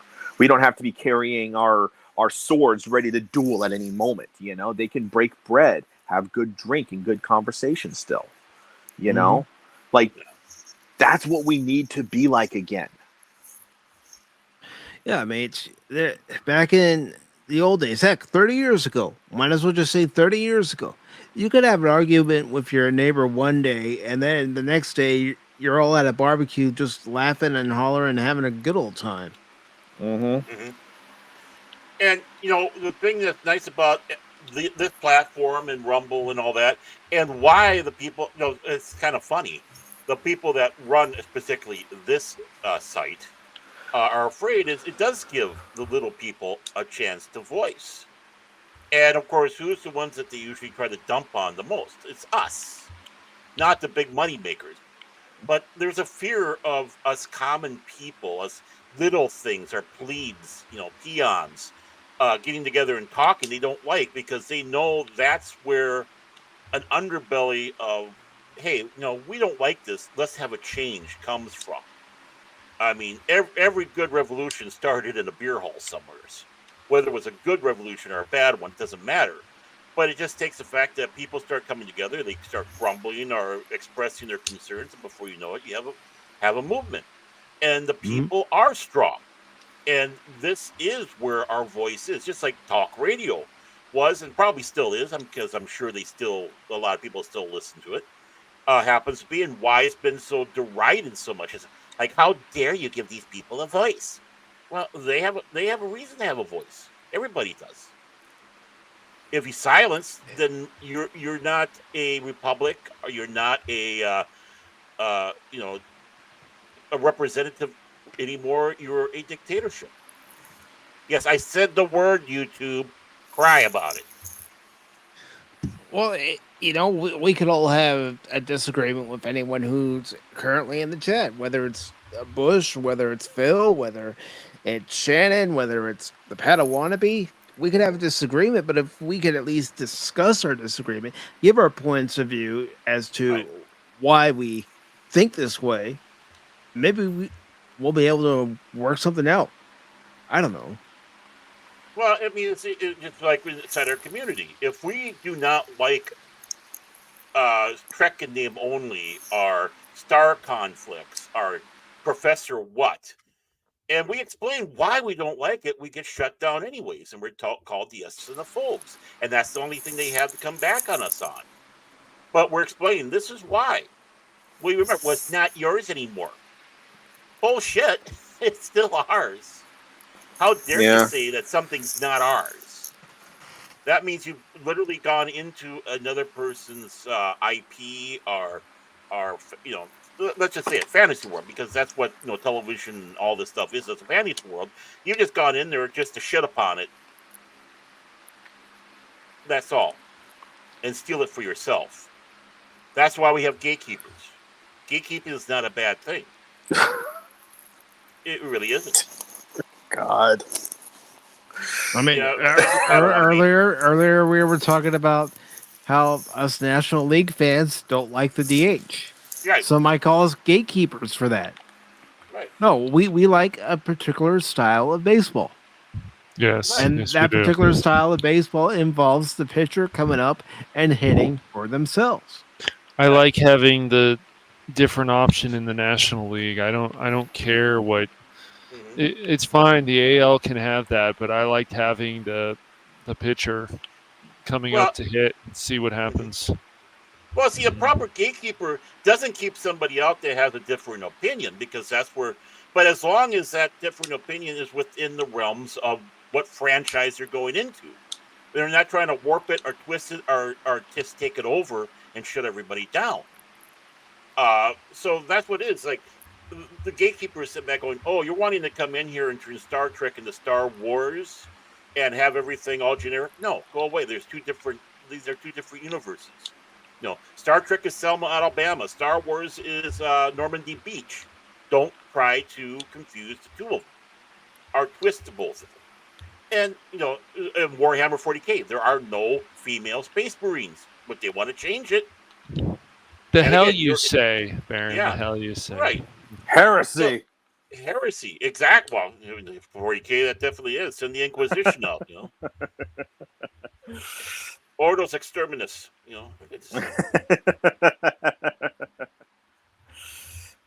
Yeah, I mean, honestly, from my experience, it's more of a to be continued. It's on. Well, the problem is that it could be either one. That's womanese for. You're in this conversation's in purgatory until I decide what I want to do. Essentially. Yeah. Well, basically, fine. 11 o'clock at night as you're just about to go off of it. And furthermore, yeah, it kind of depends how fine is used. You have to look at body language and tone of voice. That's how you'll know more of what the fine actually means. Right. So we all know what about 80% of the fine means. Yeah. It's. She said fine, and it was that moment he realized there was a declaration of war. Yeah. It was like, no, when she says fine, and then all of a sudden you hear that it was in this moment he knew he fucked up. That's kind of what's going through your head. Are more importantly the ones that they had for Disney. Alas, there can be one outcome. Yeah, exactly. Yeah, that's it's like the kid-friendly version. Yeah, it's like just a little gerbil or hamster gets grabbed by the hawk, and it's like, alas, there can be one outcome. Yeah, that's pretty much what a fine is. Yeah, and we're the groundhogs. Oh God, not groundhogs, but gophers. You know what? I see my shadow. Y'all are getting freaking more winter every year then, unless I start seeing changes. I'd be a bad groundhog. I'm just going to say it right now. I'd be a bad groundhog. And T-Gab Steve is 100% right here. Mm-hmm. Yep. Yeah. And the funny thing about like just like conversation, there's been times where Mike's been on one of my streams, or I've been on one of Mike's streams, or I've been on another stream that like Nerporial hosted that I was on with Mike. And Mike and I have disagreed at times. Like not like heated where we were going to pull out the dueling pistols kind of like bad, but we definitely disagreed. It was like Yankees Red Sox kind of disagree at one point. We've even done game streams of War Thunder together, even offline together, where we've had disagreements as we're playing. Mm-hmm. Yeah. And Mike tells me he wins all the time. That's a lie. Yeah, all the time he says I always win. I know his number. He says. Yeah, that's basically Mike speak for the fish was this big. I caught a fish this big. He'll be like, Josh, I killed a tiger tank with what? An M22. You did what? I killed a tiger tank with an M22. And for those of you who don't know what an M22 is, in War Thunder, it's this tiny little tank that is very fast, very mobile, but pretty much has zero firepower. Like its blink, cannon is blink. like this tiny little cannon. Blink. So, Play War Thunder, y'all. By the way, I know you're saying there's no way I could have done that with an M22 tank. Yes, Mike could do it. He's Doc Pop. Look, he's got the war paint. Yeah, I don't think war paint. I got the war. I got the war paint because every time you go onto YouTube anymore, you are battling. Yeah, he ain't. He ain't wrong there. I can't disagree, Mike. I can't. You make a very solid argument. Like shooting a truck with a pellet gun. That's basic. Actually, yeah. That's accurate. That's very accurate. Although I'm not going to lie, M22 and War Thunder is fun just to harass other tanks. If you know how to use it properly, it's fun, dude. It's a fun tank. I did do that one time playing War Thunder. I didn't destroy any tanks, but boy, I was annoying them.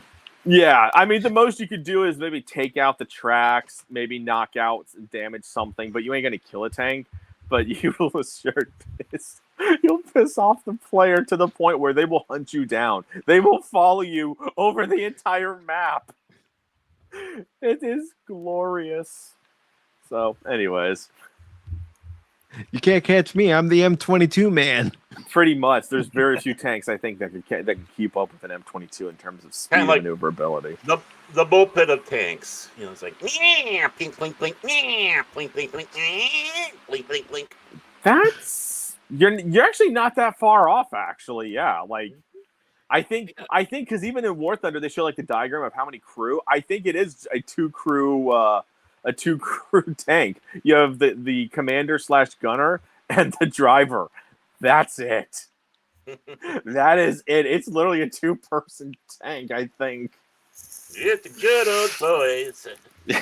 Take a little jump.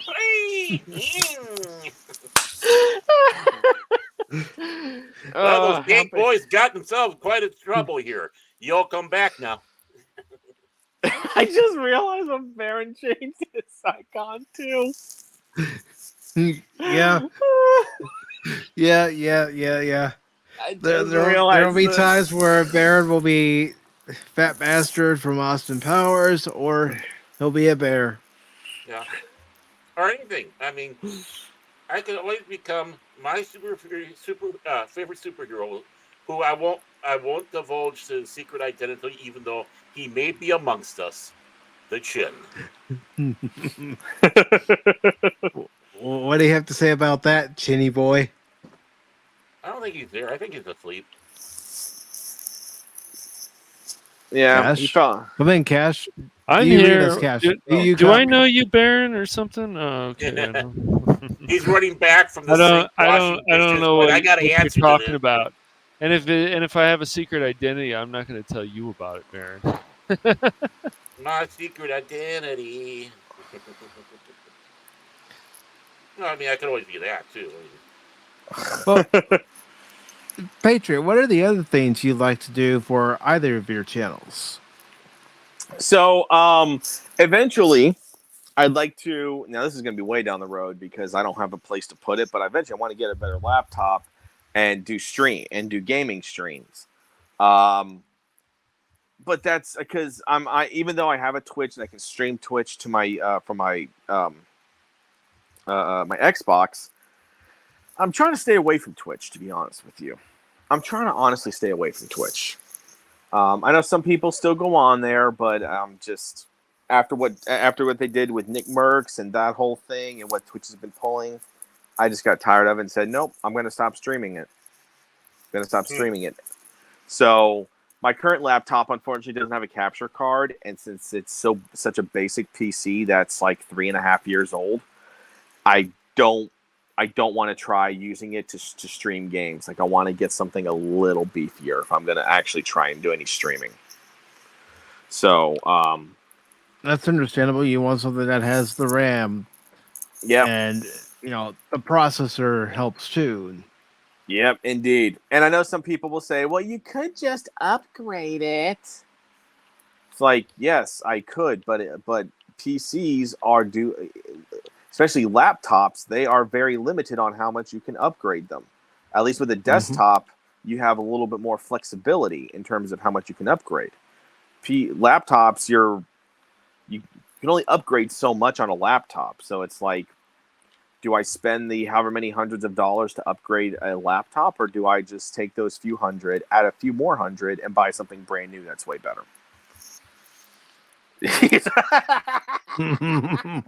Okay, that was kind of wannabe. Props on that one. That's a good one. I like it. I put a star by it here on StreamYard. When he comes back, he can see it. That was good. Oh, yeah. He went down to the health food store, whole market, to get some kale. Actually, he grabbed his nut iron for some reason. Off to the organic market again. Okay, right in the middle of a stream. Okay. Okay, I'm just gonna nod my head on that one. And T-Gap Steve says, in regards to Twitch, a strange game. The only winning move is not to play. How about a nice game of chess? Would you like to play a game? Yeah, reference to war games. Nice. Mm-hmm. Yeah. So, yeah. And my channels are going to evolve over time. As more people get involved, content might change a little bit. I might even create a strictly gaming channel down the road. So, but can't be. Yep. And that's the thing, is that I get having a laptop is good and all, but if I have to choose between the two, I'd rather have a desktop where you can upgrade a desktop pretty much endlessly. Like if you got a good setup, then you can just keep buying new stuff, swapping out everything for a decade or more, as you want. That's what I'm hoping for. I mean, my laptop did noble work, but it came to a point I needed something different, and I didn't want a laptop no more. They're nice, but yeah. I mean, I'm sorry. Go ahead. No, go but ahead. For when you want to be doing something serious, especially YouTubing and gaming, you got to go to a regular, system, towers and stuff like that. Yeah. The only time I will say, if you want to do any element of streaming or stuff like that a laptop is really handy, is if you're on the road a lot.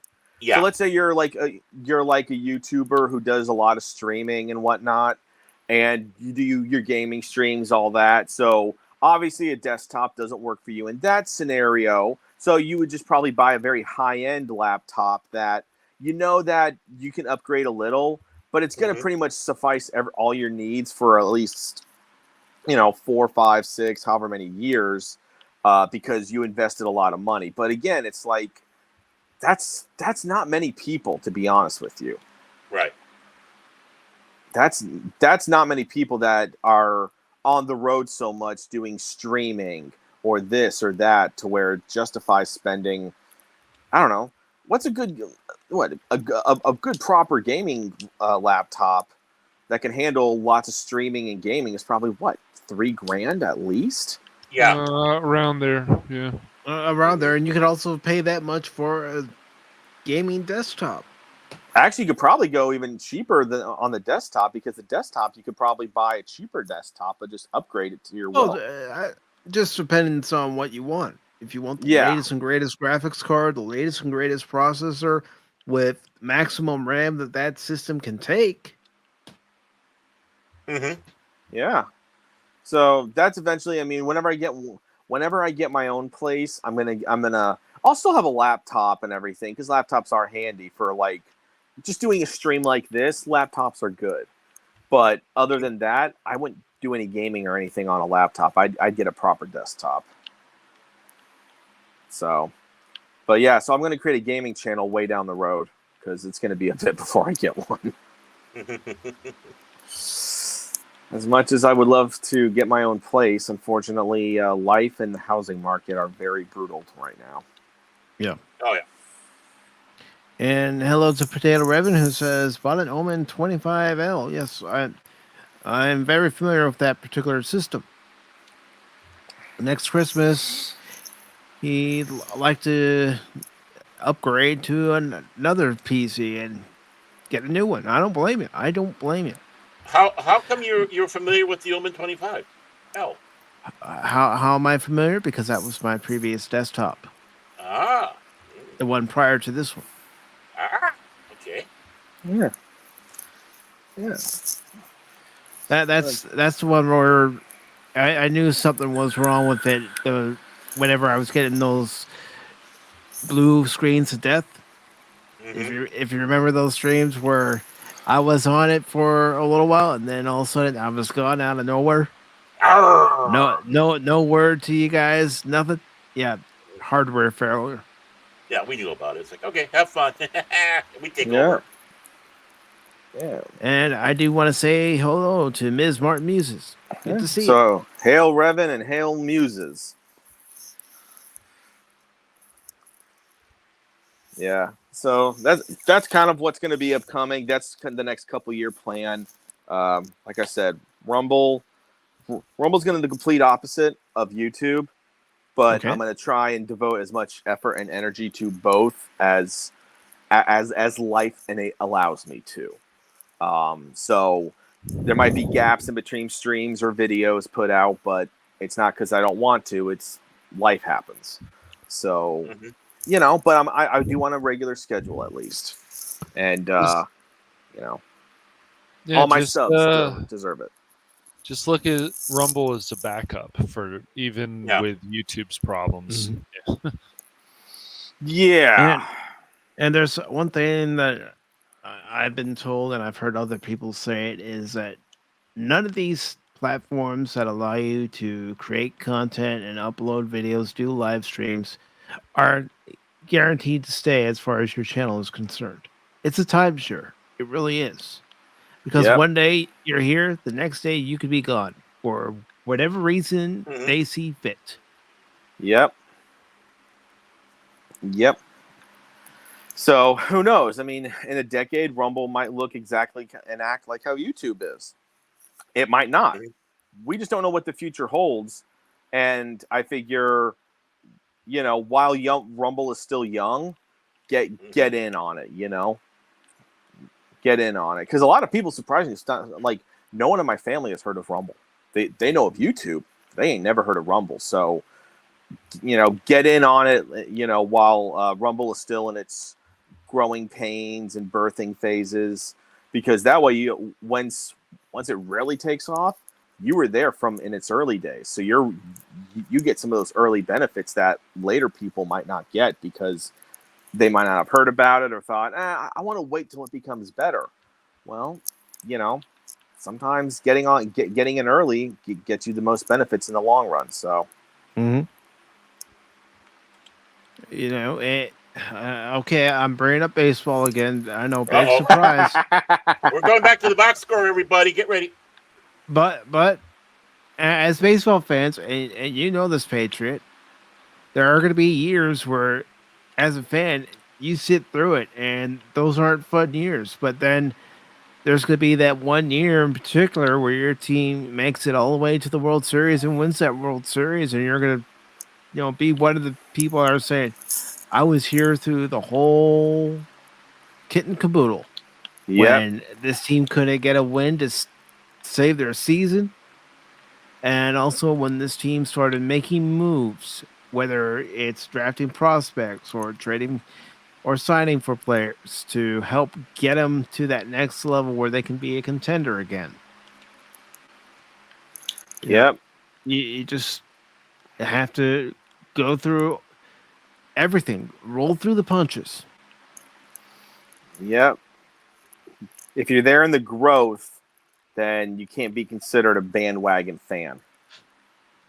You know, that's what I mean. That's why I tell people, like, look, people knocked my middle brother for being a Patriots fan. Like, oh, you just joined on when the Patriots got Tom Brady and they started winning all these Super Bowls. And he just looks at him and says, I was there when Bledsoe was their QB. Like, Mike was on the, Tom was on the team, but he wasn't, he was like a reservist QB. He wasn't their main guy, it was Bledsoe. I was a fan while Bledsoe was still their QB. I was there when they were still sucking. So I get to reap the rewards and benefits and celebration of all those Super Bowl rings because I was there when they were nothing. Yeah, even though I'm not doing episodes of the box score like I was before, there have been times in Discord talking to Baron and Cash, all of a sudden out of nowhere, I'll go, "Oh, come on," because I'm looking to see what's happening in the game. And in some cases, if it's a free game, I'm watching the game, I'm going, "Can't you guys get an out? Or can't you guys get a run?" He'll even do it while we're on stream. No, I try to be real good about not doing anything like that when I'm on stream. Yeah, I might be looking to see what's going on, but I tell myself, shut up, shut up, shut up. Or I'll mute myself. That's the best thing to do. I'll mute myself. Well, he'll do it also to taunt Whoopa or Phil or even the guy beneath me there, Silent Cash. Oh, we taunt each other. If you ain't ragging on each other, it's like, look, I've always been a big believer. If you can't rag on somebody, you're not true friends. Like if you can rag on somebody and they're not like butthurt all the time, like you can be like, dude, like who was it? My best friend Daniel. Like there was one time he said, "Josh, have you gained some weight?" And we hadn't seen each other in like a year. Like, dude, you gained some weight. I'm like, yep. That's what hard work does to you. It causes you to gain weight. He's like, well, I must be doing shit for work because I can't seem to gain any weight. I'm like, well, I mean, you are a lazy POS. He's like, oh yeah, yeah. I mean, but we rag on each other, but we've been best friends since junior high. We rag on each other, and it's never taken personal. And that's what to me, like when you got a good thing with somebody, you could rag on each other. And there's never hard feelings, And if there are hard feelings, you can call it out right then and say, hey, that wasn't cool. And you can be like, sorry, bro, that's my bad. Yeah. And then all's good. You move on. I think we need the more thing to pop up right now. I really do. 3 hours later. No, but I mean, how many times have we ragged each other live on stream here on Pop Talk? Mm-hmm. And we're still talking to each other in Discord afterwards. Yeah. Yes. Oh yeah. Mm-hmm. Oh God. We don't have a life, people. We don't have a life. We do, but on Sundays we're just misfits. And Wednesdays. The eye of the misfit tubers. Yeah. Yes. Yeah, I mean, if you only heard Pacific, Chaos, and I in the past, when we weren't doing War Thunder streams, but we would just all three be playing together and using Discord to talk. If you heard some of the stuff that we said to each other, y'all would be like, "How are they able to play with each other?" But we would say some like degrading stuff, like, "Mike, you shot that? What the? Come on, you fucking!" And then he's like, "Yeah, I know, I shot that. What you gonna do about it?" I'm like, "Oh, yo, mama." He's like, "Don't you bring my mama into this?" And I'm like, I mean, or we'd say just stuff like that to each other, and we're laughing. And you're like, "How can these guys talk to each other? They say this to each other. They say this," and we're like, "Yeah, we're having fun." Are you not hearing the laughing? And afterwards, it's like nothing ever happened. You know? It's just, by the way, not the Yo Mama stuff. I don't do Yo Mama jokes anymore. I'm not in high school. I'm not, okay? I've evolved from that stuff. Uh-huh. No, I don't. Old school game stream, fans from the stands. Now, hold on. When he says old school, what is he referring? What are we defining as old school?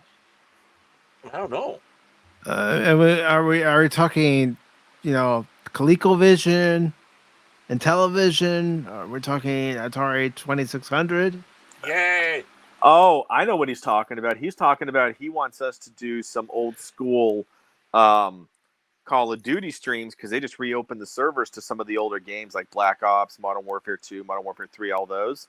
He wants to see us get into groups and do some old school Call of Duty matches.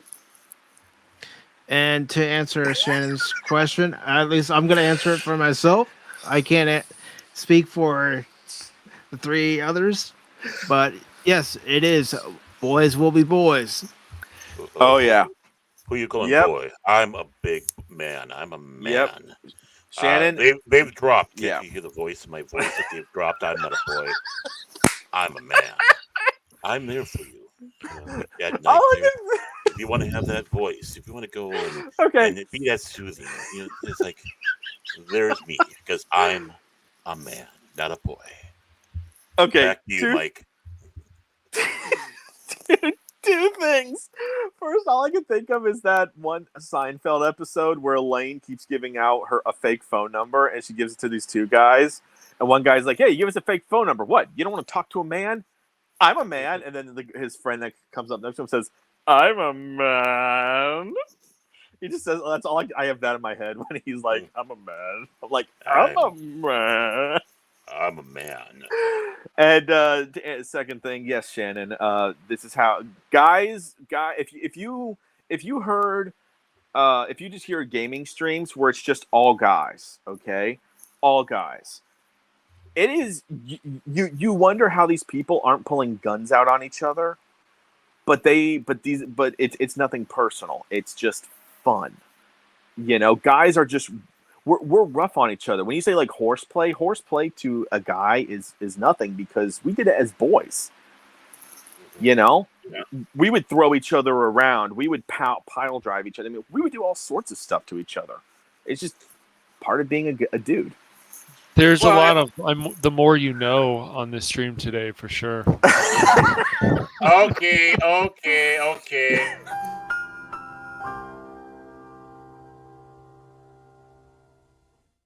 Well, I think that's where the one thing comes where they agree about the toxicity. It's like, well, you have these guys who are playing these games for so long and they're used to busting each other's chops, and sometimes, not in the most flattering ways of certain name calling, but they don't care. I mean, just like us back in the 80s and such.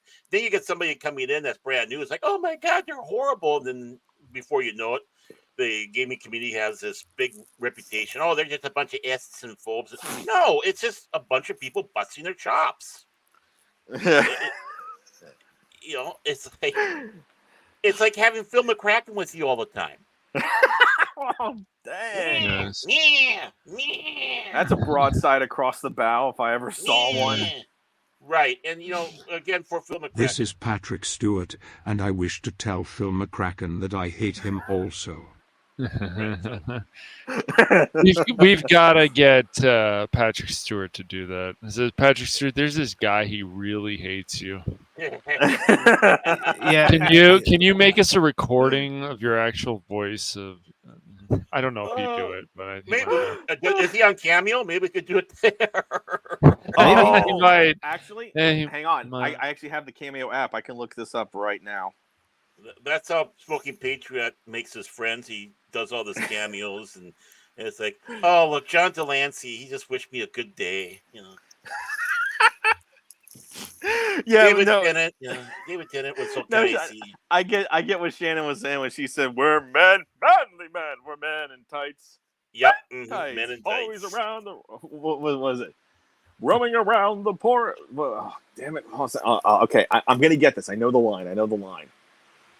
Roaming around the forest, defending people's. No, that's not it. This is gonna drive me crazy. Okay, Shannon, you just put this bug in my head, and it's gonna take me a while to get it out. I'm gonna try and remember that bit from the song. Good job, we're gonna end the stream, and he's still gonna be trying to go. I can figure it out 3 hours later. Did you actually be 2 o'clock in the morning, he woke up, went and he finally come to him. And it's like, I gotta tell the guys. Yeah, he's gonna call us in Discord. What the hell are you doing calling me at 2 o'clock in the morning? I got it. There's Cash, and they're talking with Phil. Yeah, man. Like, I don't know. These people. Yeah, these people. Yeah. These people, like, what is this mini mic stuff? Oh, God, that's funny. Mini mics. Yeah, I'm just, dwarf clone lives matter, funny. Okay? Sure. I think Dragon Lives Matter more, but whatever. Nah. You side with the reptilians. I see how it is. Come on, Smokey Patriot. We gotta have a show about the reptilians and how Cash supports them. Let's see, Patrick. I don't think Patrick Stewart. Let me see here. I'm sorry. I'm so very sorry. No, Patrick Stewart does not do cameos. Oh, boo hiss. I'm boo sorry. Hiss. I don't do cameo. He does not. No. Oh well. No, there's. Well, let's see. Patrick Dumas. There is. Wait, is that Pat Mahomes Sr., Dan Patrick, Patrick Mullen, no earthly clue who the heck he is, Patrick Gallagher. No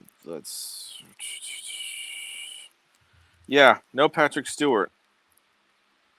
That's weird. Well, I mean, that's but cameo. There are so many. There's so many people on here that you could probably do it from another Star Trek actor or act. Yeah. Yeah, it's very special with Patrick Stewart because of his. Although I'm not gonna lie, it would be great coming from. Actually, you know what? Let me just do Star Trek and see what I can find. Do they have Kate Mulgrew? Well, we do the AI Patrick Stewart. They have so here's who they do have. So I just put in Star Trek. Okay, they have Robert Picardo, Brent Spiner, Jonathan Frakes, Nana Visitor. She played Kira. Let's see. Jerry Ryan. Let's see. Michelle Hurd, Phil Morris, Vic Mignogna. Let's see. Of course. Gates McFadden. So the only one of prominence on here that you could probably do that like thing for Phil McCracken would be Brent Spiner, but it wouldn't come across the same way. No, it wouldn't. It's something better. I mean, maybe Vic Mignogna, but no, you gotta just go to one of those conventions, I guess, and and then do like a video recording of it. Yeah, just tell him that this man hates you for some reason, Mr. Stewart. We don't know why, but I just want to tell this Phil McCracken that I hate him also. Make it so. Great. Yeah, they really. Oh, you could get Billy D. Williams to do it. Ooh. He is on Cameo. There we go. Some Colt 45 from Lando Calrissian. Why not? I don't even know who the hell a lot of these actors and actresses even are. Wait, I put in Star Wars. Yeah. And it comes up with freaking Rick Harrison. The guy who owns the shop in Pawn Stars. Yeah. Yeah. It comes up with him. How in the? Yeah. Okay. Chum Lee. You can get a cameo from Chum Lee. Chum Lee? Okay, I mean, is he out of jail? Tickles your fancy. I guess he is. I know. I don't know if he actually went to jail. I know he was convicted, but I don't know if he actually went to jail. Okay. Yeah. So I mean, there's nobody really here that I would want to do that Phil McCracken thing with. Nobody here. Well, you could have 7 of 9 sit back and say, tell them that, resistance is futile. We know you like Patrick Stewart. Something like that. or have her be like, Phil McCracken, you will make an excellent addition to the collective. Your hatred of Patrick Stewart, we detect this very strongly. Mm-hmm. We love Locutus the Borg is our hero, our savior. We love him. Don't you say anything bad about him. Locutus lives matter. Yeah. Borg lives matter. Locutus lives matter. Well, I just wanted to say something funny. Even if it was that eye-rolling type of funny. Yes. Hey, Hey, I can't throw shame on it. I can't throw shame. Oh no shade, no nothing on there, no, not at all. No, I mean, although Phil's probably throwing all the shame on Earth, but it's Phil. I mean, what else is he gonna do? Bitch and moan. So a standard, so a Tuesday for him then. Yeah. So, Patriot, I got a question. Shoot. On your channel, would you talk about the weekend box office? The weekend box office. Oh, it's that time of day? We need to have a box office, kind of fanfare when we go to it. Box office. I would do it if the people wanted it. Like, I know some people care about that kind of stuff and others don't. So if, I'd put the question out there. Hey, if you want me to, comment in the chat or send me a message on Twitter that you want me to talk about box office stuff. So I wouldn't be against it, but it wouldn't be like my first instinct would be to do it. So, like I said, it just kind of depends on what the crowd is vibing, is feeling. So, if that answers your question.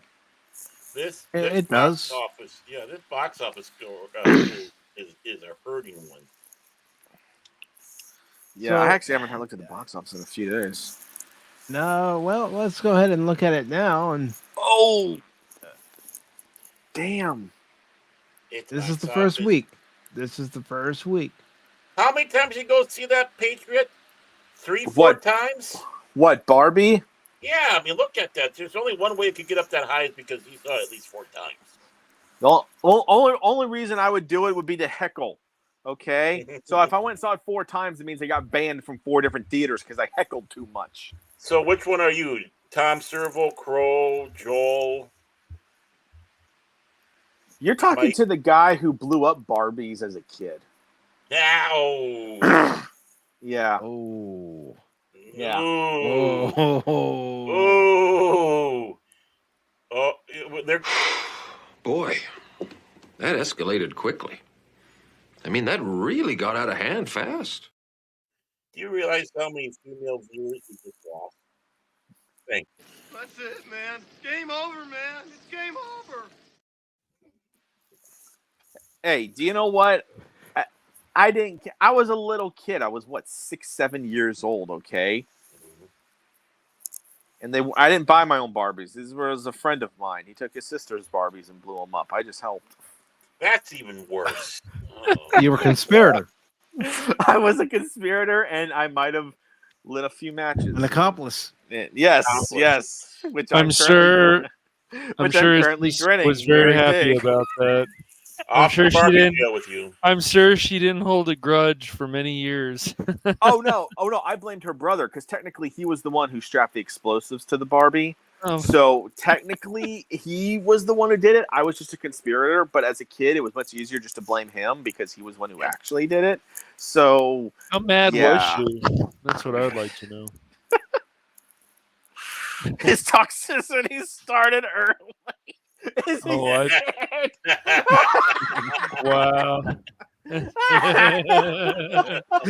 Oh man. No, I'm not Sid. I'm not Sid. Okay, I've never blown up another toy on purpose. Okay, on purpose.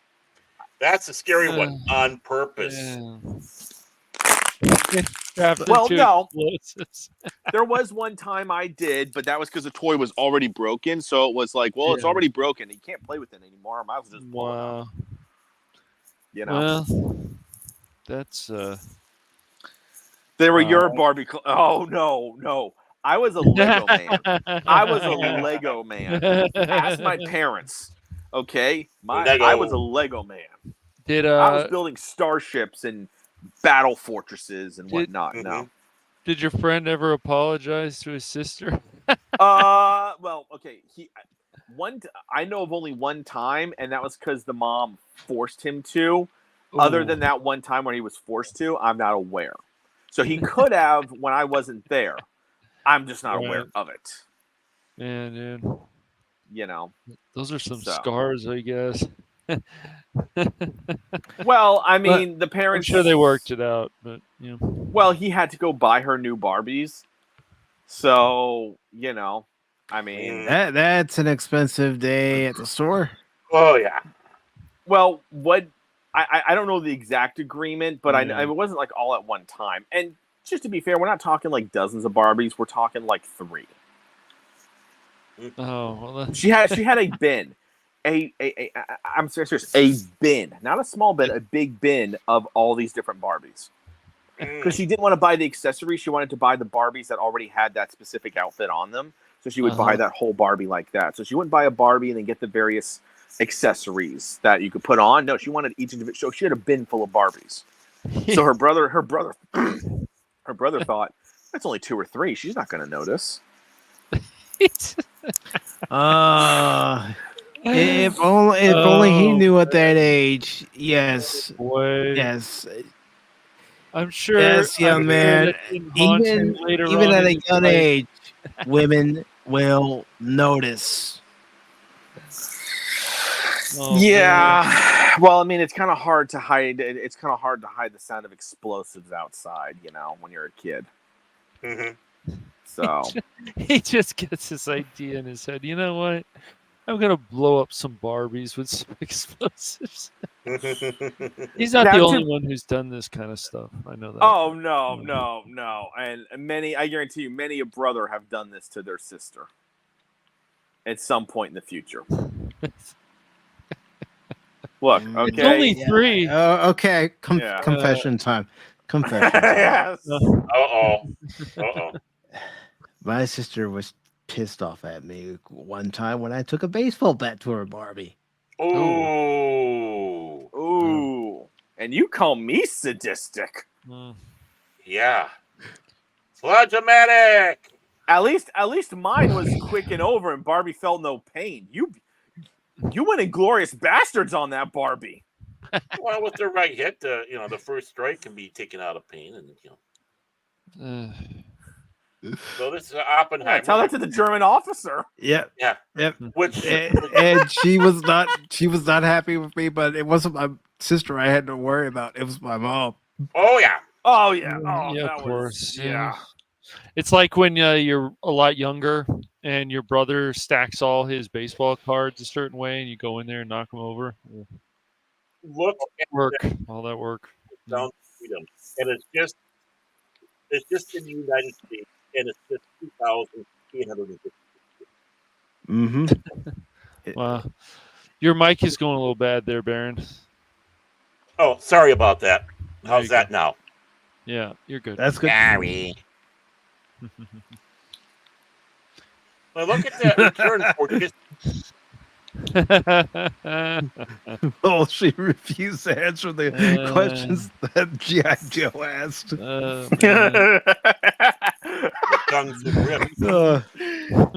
Oh God! You know what? I just gotta before we get to the box office, I just gotta give it up to the chat. I mean, the chat has been on fire today. They have been on fire. I mean, I got to give it up for you guys in the chat, man. You guys help with the show. You really do, whether you like to think of it or not.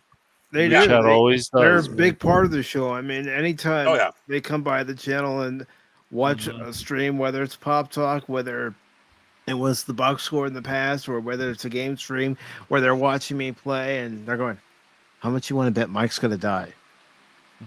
Right at this part in the game, right here. How much you want to bet he's going to die? Right here. Yep. Yes, he did it. Yeah, it's like clockwork. And hello to Dempsey. Good to see you, Dempsey. Hey, what's up, Dempsey? Hey. Okay, how many times do I have to tell people this message? This one particular message. Dempsey, when it comes all right, to man. coming by.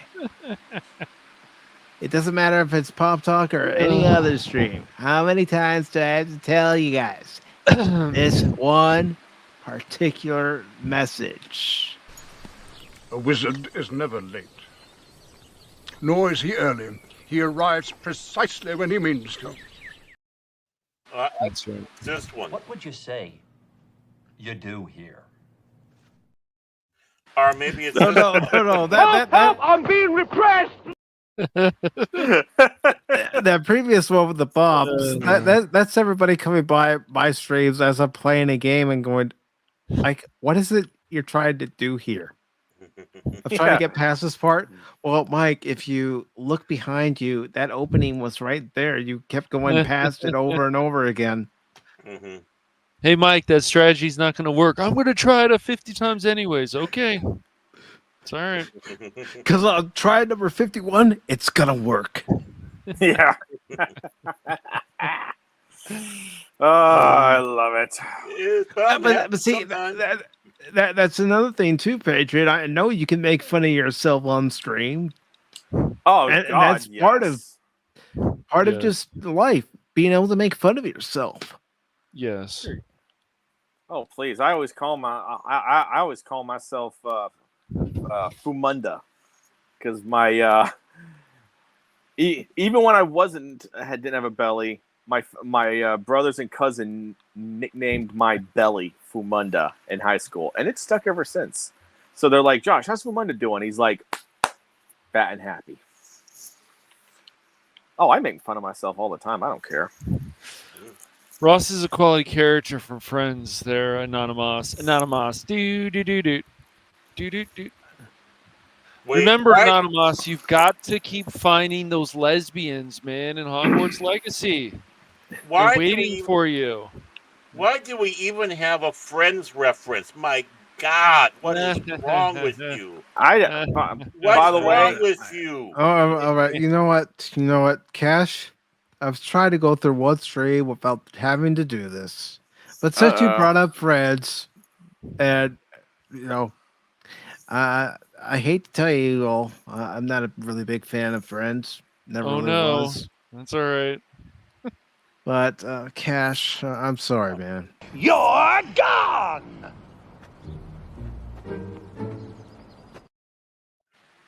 Yay!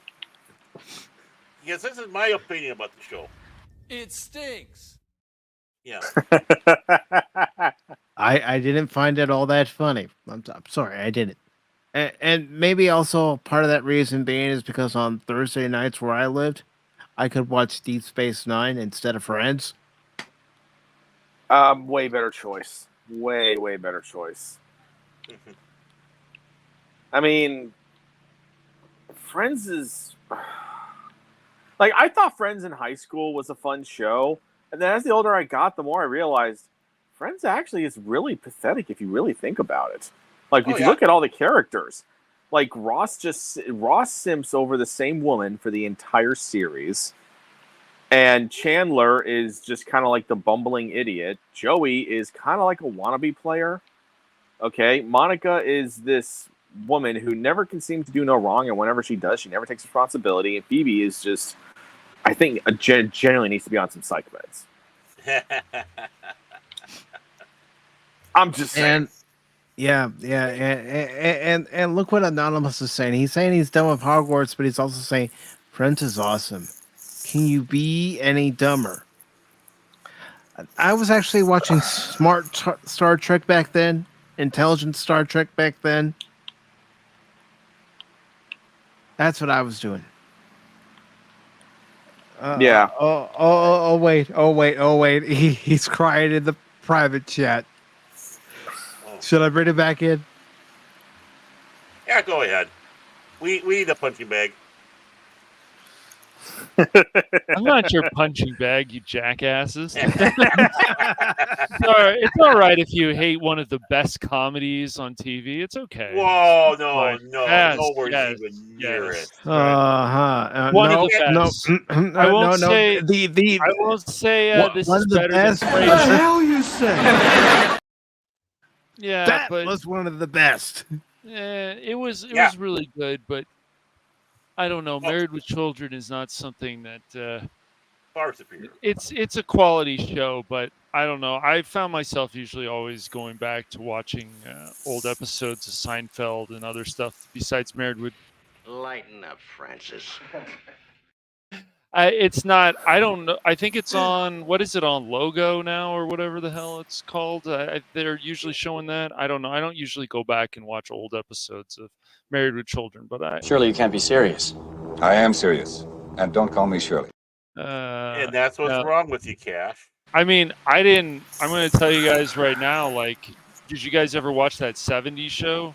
I don't know. Yeah, if you did. Some of it. Not I all. wasn't a big fan of it. I wasn't a big fan of it either. So I know Anonymous liked that a lot. I like the father and the mother the most, but everybody else.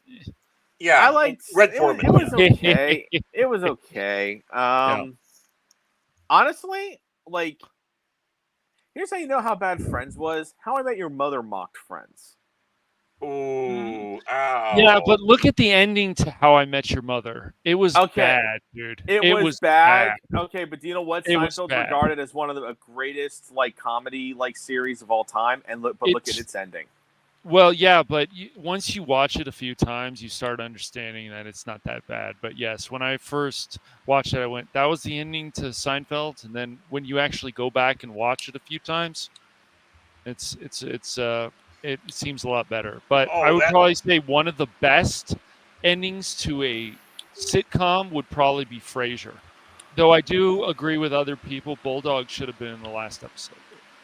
Well, yes, I agree. Frasier, I think, was solid all throughout the whole. Frasier was an incredible show, but so was Cheers. MASH was a great show. I'm not. Oh no! Don't diss my Cheers, man. Cheers, no. Cheers is not as. Don't become the first guest that gets booted. Don't become. So here's my only thing with Cheers. Once was it Christy Alley who came in the last season or two? The tone of the show was more than the last season. It was more than the last season. Yeah, it was at least a few seasons. Yeah, okay, but actually, she was in the show longer than Shelley Long. She replaced Shelley Long. Right. Yeah, but once Christy Alley came in, it just the show kind of changed for me. You know, like it wasn't. I didn't hate it. It just wasn't as enjoyable once she came into the show. Maybe that's just me, and I'm not the only one who said that. By the way, I've heard others say that too. I would say though that shows like Frasier. I still like Frasier better than Cheers overall. I would agree. I would agree. Yes. Personally, but one sitcom though, I will tell you guys this: I cannot really, and I understand it went on 6 seasons. I can't really get into the Golden Girls. I can't. I don't find it as funny. All right. As Okay. Cash. You know what? No video this time. What? You like the Golden Girls, Mike? Okay. You want to know why? Your mother. I used to watch it with my grandmother. Oh, your grandmother. Used to watch Golden Girls and then Empty Nest, and I actually took a liking to the show. Well, Richard Mulligan or whatever was in that Empty Nest. He was great. He was great. I was sad when he died. He was absolutely fantastic in SOB, the movie SOB. I never heard of what was it, Empty Nest? I never heard of that one. I've heard of Golden Girls. I've never seen it, so I got no opinion one way or the other. Then you had the one season spinoff of Golden Palace. Yeah. Mm-hmm. Which wasn't very good because Arthur wasn't there. Yes, she made a guest star appearance, but you didn't have the ensemble. Right. And you know what Cash is probably saying right now? I think you know what he's saying right now, Baron. I certainly do. Help! I'm being repressed!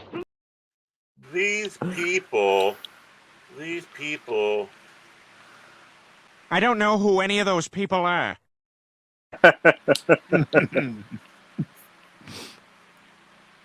So Cash, this is another thought that I have on your view on the Golden Girls. That's the dumbest thing I've ever heard. And I'm sorry, you're the guest patron, and now we've turned it into roast Cash. At least I have. So, You know what? We got to bring Cash back because you know what? I can't. Gosh darn it! We gotta. I mean, we can't hang him out there forever. You know, we'll have him walk the plank, but gosh darn it, we got to at least pull him back in at some point. Maybe, because I have another thing to say to him. What the hell are you talking about? Oh, my guidance counselor says that certain words perpetuate this sexist worldview that could trigger. Quiet! From now on, you won't listen to your guidance counselor. You're going to listen to me. Is that understood? Yes, Sensei. Look at these scrubs again. I'm telling you. Yes, I do not find golden.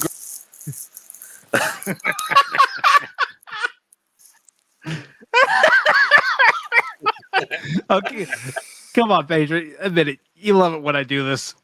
I can't. I'm not gonna lie. This is the only show on YouTube where the host abuses the co-host as much as I do. I haven't been scathed yet. Oh, I'm impressed. Keep it. You like Golden way, Girls, but not Keep Friends. it that I'm way. done with you. Scrubs are so funny. Is Cash talking to his replica app when he's off screen? What's Scurbs? What's Scurbs? SCURB. Scurbs. He's screaming about Scurbs. Is that some sort of disease? Is that what he's suffering from? Is Scurbs? I have a case of the Scurbs. But Shannon, that's a great thing because I mean that's one of those things where when a show or certain music or a certain movie brings that type of emotional connection with a loved one. Mm-hmm. That's because I still like to this day, you know, those little candy buttons that are on like the wax paper that you just peel off, like little tiny little ones. I still have eaten those to this day because when I was a little kid before my grandma passed away, she had a big old jar, and whenever I wanted a little sheet of those, I would just point to it, and she would reach up, grab it, open up the top, pull out a little sheet, hand it to me, all the time. So like that. So whenever I eat them, I think of her. You know, I kind of had the same thing with my grandmother. She was one of those that lived on one of those commune things, and she had this sheet of paper, and if I was good, she let me lick a stamp, and wow, colors, man. Baird? What, man? That's very interesting. You basically got on some sort of drug-induced stamp licking? Yeah, man. Like it's like, you know, you give me one of those stickers and just here, take a lick, and it's like take a lick of this sticker, and it's like colors, man. Something about she said she got it from her doctor, some Dr. Leary or something like that, man. Like, wow. And here comes the Scurb himself. Oh, am I here? Oh, I didn't know. I didn't notice. Oh, you're full of crap. Hey, Baron, I got to be kicked this time, not you yet. So I know. yeah. I know. I'm Amazing. enjoying it. I'm enjoying it quite a lot. It's just like you found you found some more buttons to press for Mike and stuff. You know, he is Doc Pop, but you know, sometimes you just can't agree. Yeah, you gotta remember he is still in a supervillain mode. Oh man, yeah, supervillain, exactly. Yeah, Mm-hmm. definitely. Padawannabe, he seems to be having a conversation with himself again. Yeah. Oh yeah, well. When is he ever not having a conversation with himself? Oh man, I told you, Padawannabe, I'm stealing those comics, man. You don't behave yourself. I'm coming over and stealing them. See, he's bored with our conversation, so he had to do a conversation with who he thinks is, you know, he can have a good As long as he's not gluing those stamps to his head, he'll be fine. Oh God! Well, what if he was? What if he's trying to ship himself somewhere? Maybe he was. Abu Dhabi with Nermal the cat from Garfield. Oh my gosh. He was trying to be like the guys in World War II. They'd find like, you know, a German or a Japanese like helmet or weapon. They would literally just take a big old stamp, write their address on it, throw it, literally stick it on it, not even box it, stick it on it, put it in like the army or military version of the mail and send it back home. He's doing that to himself, basically. He's like, write this out. There we go. Okay, I'm ready to go. But you know what, Patriot? I'm glad this isn't your first time on the channel, especially Pop Talk. You know that I like to abuse my co-host. Oh, I know you do. He does, even though Baron has the power to just keep coming back.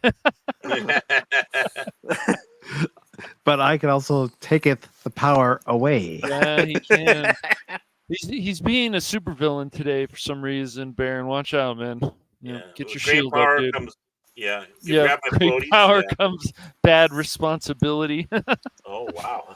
Yeah. Dang. I mean...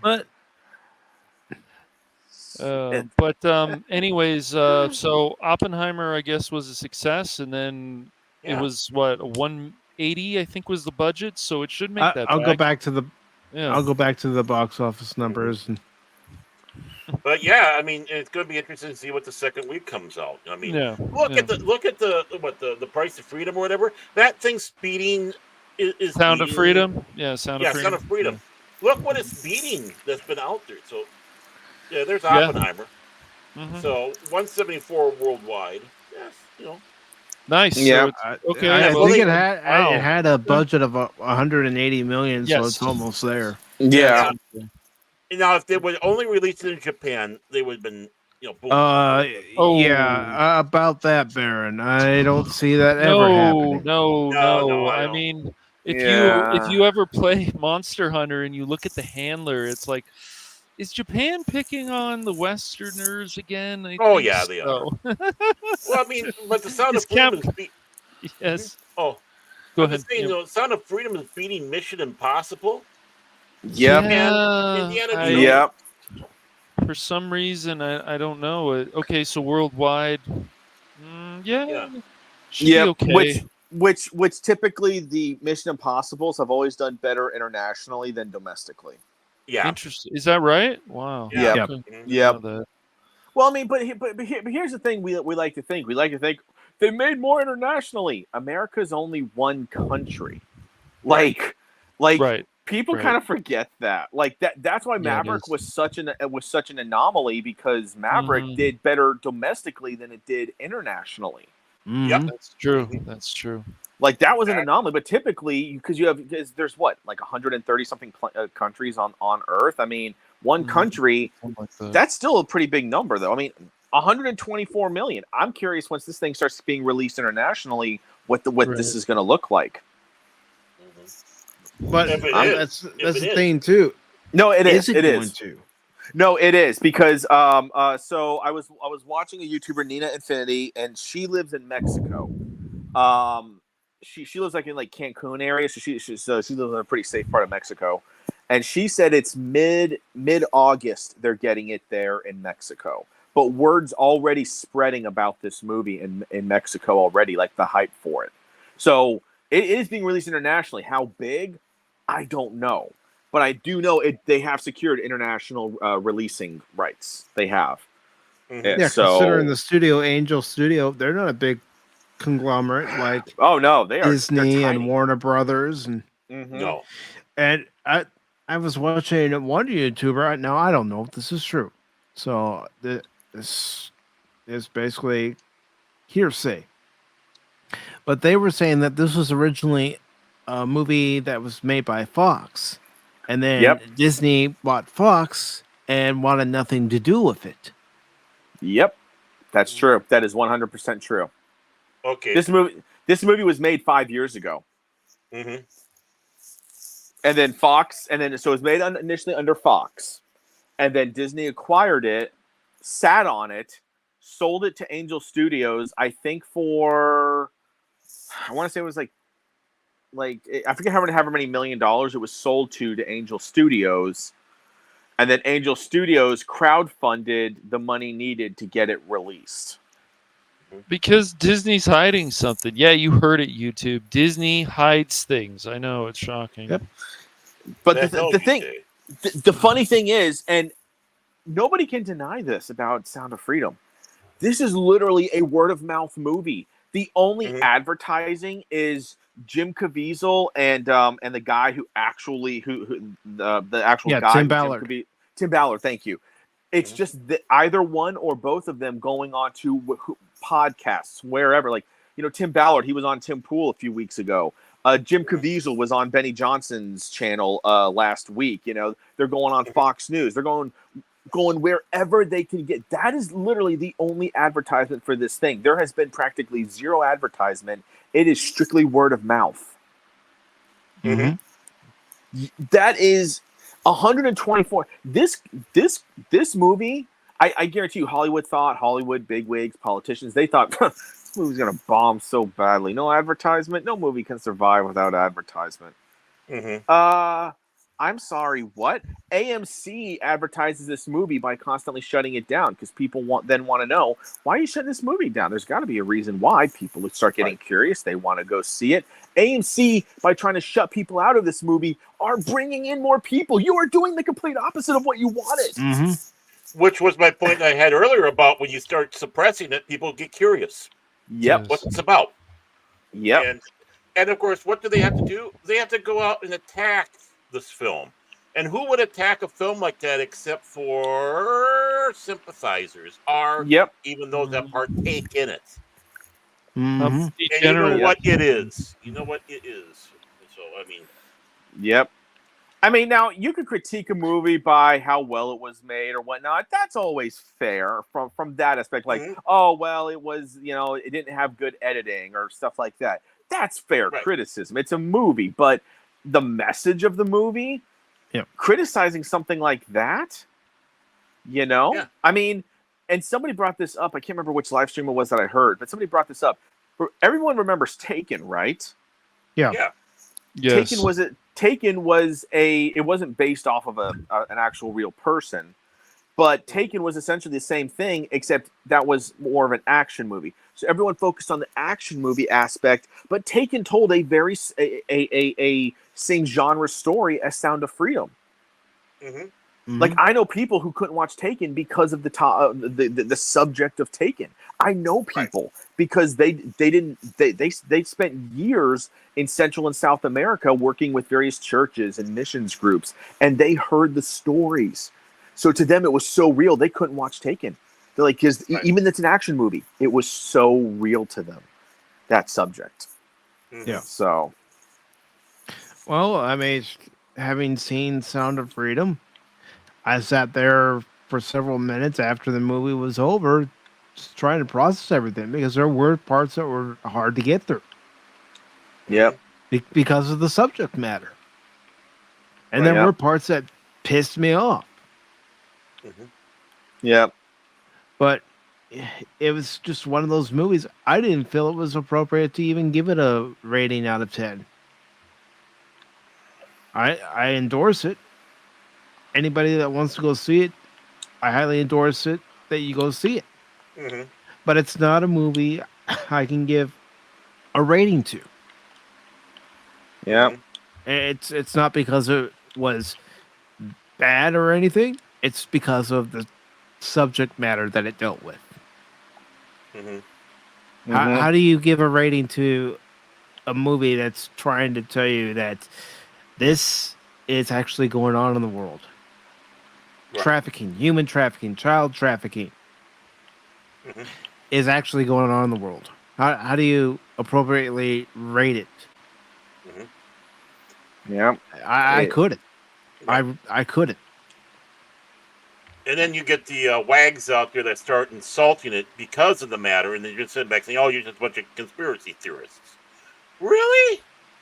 No, not when in the end credits they're showing you actual video of kids just being snatched up in the streets. Right. Yep. But why should we bother with that? You know, because it destroys the narrative. And again, what's in it for you guys is trashing the subject matter. There's a difference between I can't really see it because of the subject matter to attacking the subject matter. Yeah. And try to brush it off. I mean, these are the same people that praised a certain film on Netflix, and then they're going to turn around and badmouth this. You know, at least on Rumble, we're able to say names. Mm-hmm. Yeah. Yeah, and that's and that's a big problem I have with because Mike and I talked briefly about it and everything, and I told him, I said, I don't know if I'm going to see it in theaters. I might wait till it comes out on physical media, because I used to work in childcare when I was younger, like little kids, boys and girls, and the memories I have of working with those kids I'll never forget, and just the thought of kids that young being just snatched up and put into human trafficking situations. Let's just say the most sadistic stuff that you could dream of are happy dreams compared to what I imagine of what I would do if any one of those kids had that happen to them, what I would do to those people, man or woman, because it's not it's only men doing it. It's men and women both doing it. And they all like to say it's only men doing it, but there's many women that will go up to little boys and little girls and whatnot. I've seen so many of these videos you guys can't imagine. I've seen interviews. I've seen the videos, hours of them. Not because I wanted to, but because I wanted to know about this topic. I wanted to actually see this stuff so people couldn't call me crazy. It's like, no, I've seen this stuff. I could tell you details of how they do some of this stuff based on all the videos I've seen. Right. I've watched this stuff. It's sad. It's sad and enraging. It's sad. It's terrifying. When you put yourself into the shoes of the child that's being snatched away, or being told, "Oh, you could be a model, you could be a star," and the parent goes to pick them up later, and they're not there, and there's no sign that anyone that you'd seen before when you dropped your kid off was ever really there. Yep. Yep. And that's the thing. It's like, I get if you don't like the movie based on the way it was artistically done. Maybe you wanted it to be more action. Maybe you wanted some more of the intense scenes in there to really drive the message home. Whatever the criticism, there's always an element of criticism you can make on that. And I will not fault you on that. I'll say, no, okay, that's your personal perspective. But just saying this all is a conspiracy, saying all this stuff doesn't exist, or these numbers are so exaggerated that it's a tiny, tiny, infinitesimal percentage. When you start going down that road, that's you are entering very dangerous territory of a belief system that I can't really say what I want to say here on YouTube about those people that I really want to, but it's not good. Yeah, it's not good. I think it's all. I think that's all around with all of us here. Yeah. The only thing I'm going to say is the people that do it, they're scum. They're the lowest form of scum on the planet. Agreed. It's very hard to get much lower. No. It's very, very, very hard to get much lower. Maybe the apologists for him.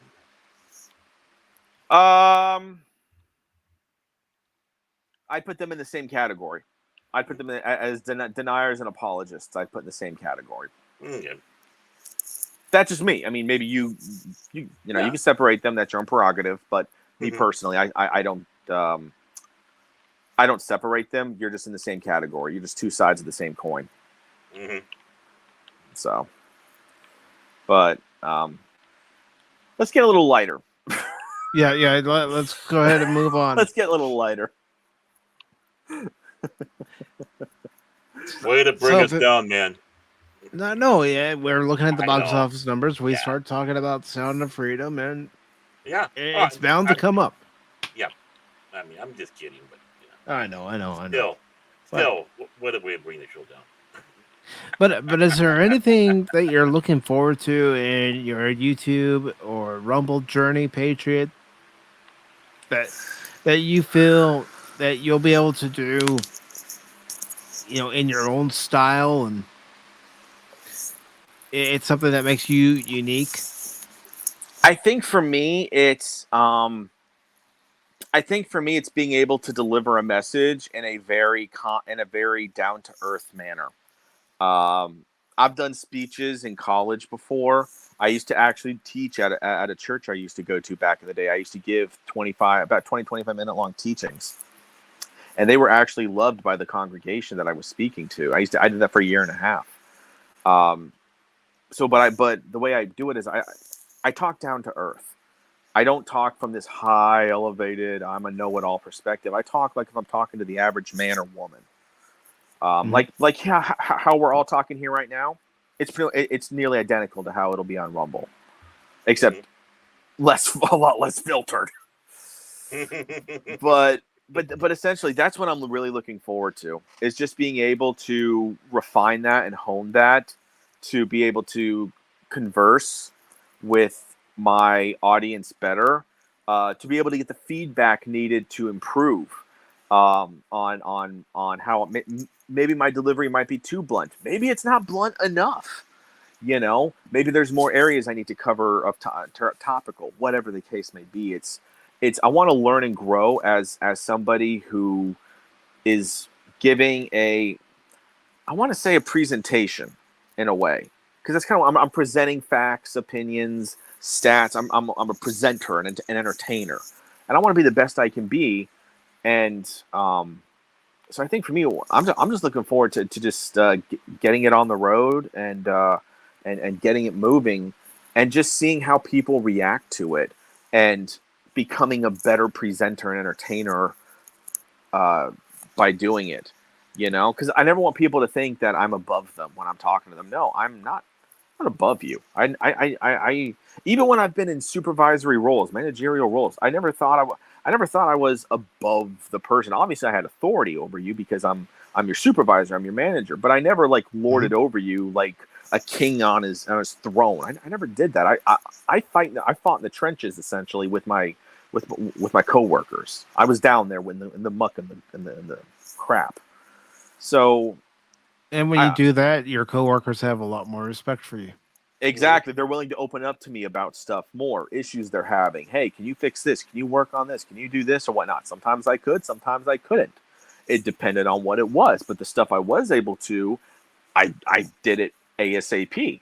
Some stuff, it went above my head. So I could, I'd have to tell them, hey, you got to put this suggestion into online, or you got to do this, you got to do this. I have no power in this matter. And unfortunately, the company wants the employees to make this recommendation. So you got to put it in yourself, unfortunately. If I could do it for you, I would, but I don't have that capability. Yeah. So, but yeah, I'm just, I just want to get better at this and really engage with my audience. Mm-hmm. Yeah. So.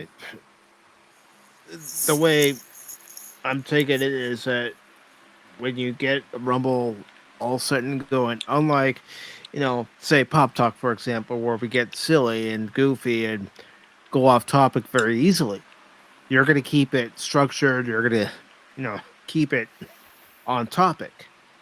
Mm-hmm. For the most part. I mean, obviously, well, and you know this, Mike, when you're recording a video, it's much more structured than on a live stream. Live stream, there's an ebb and flow to it. You like to try and stay on topic if it's a topical base where you have a few subjects or articles or what have you, but you kind of also go with the ebb and flow of it too, because sometimes the chat could take the stream in an entirely different direction, but it could be for the good. So it, when you're doing live streams, you kind of you got to definitely have more flexibility on a live stream, unless you're just one of those type of people that it's like, all right, hit A, B, C, answer super chats or Rumble rants or whatever, boom, done. You could be one of those people, great.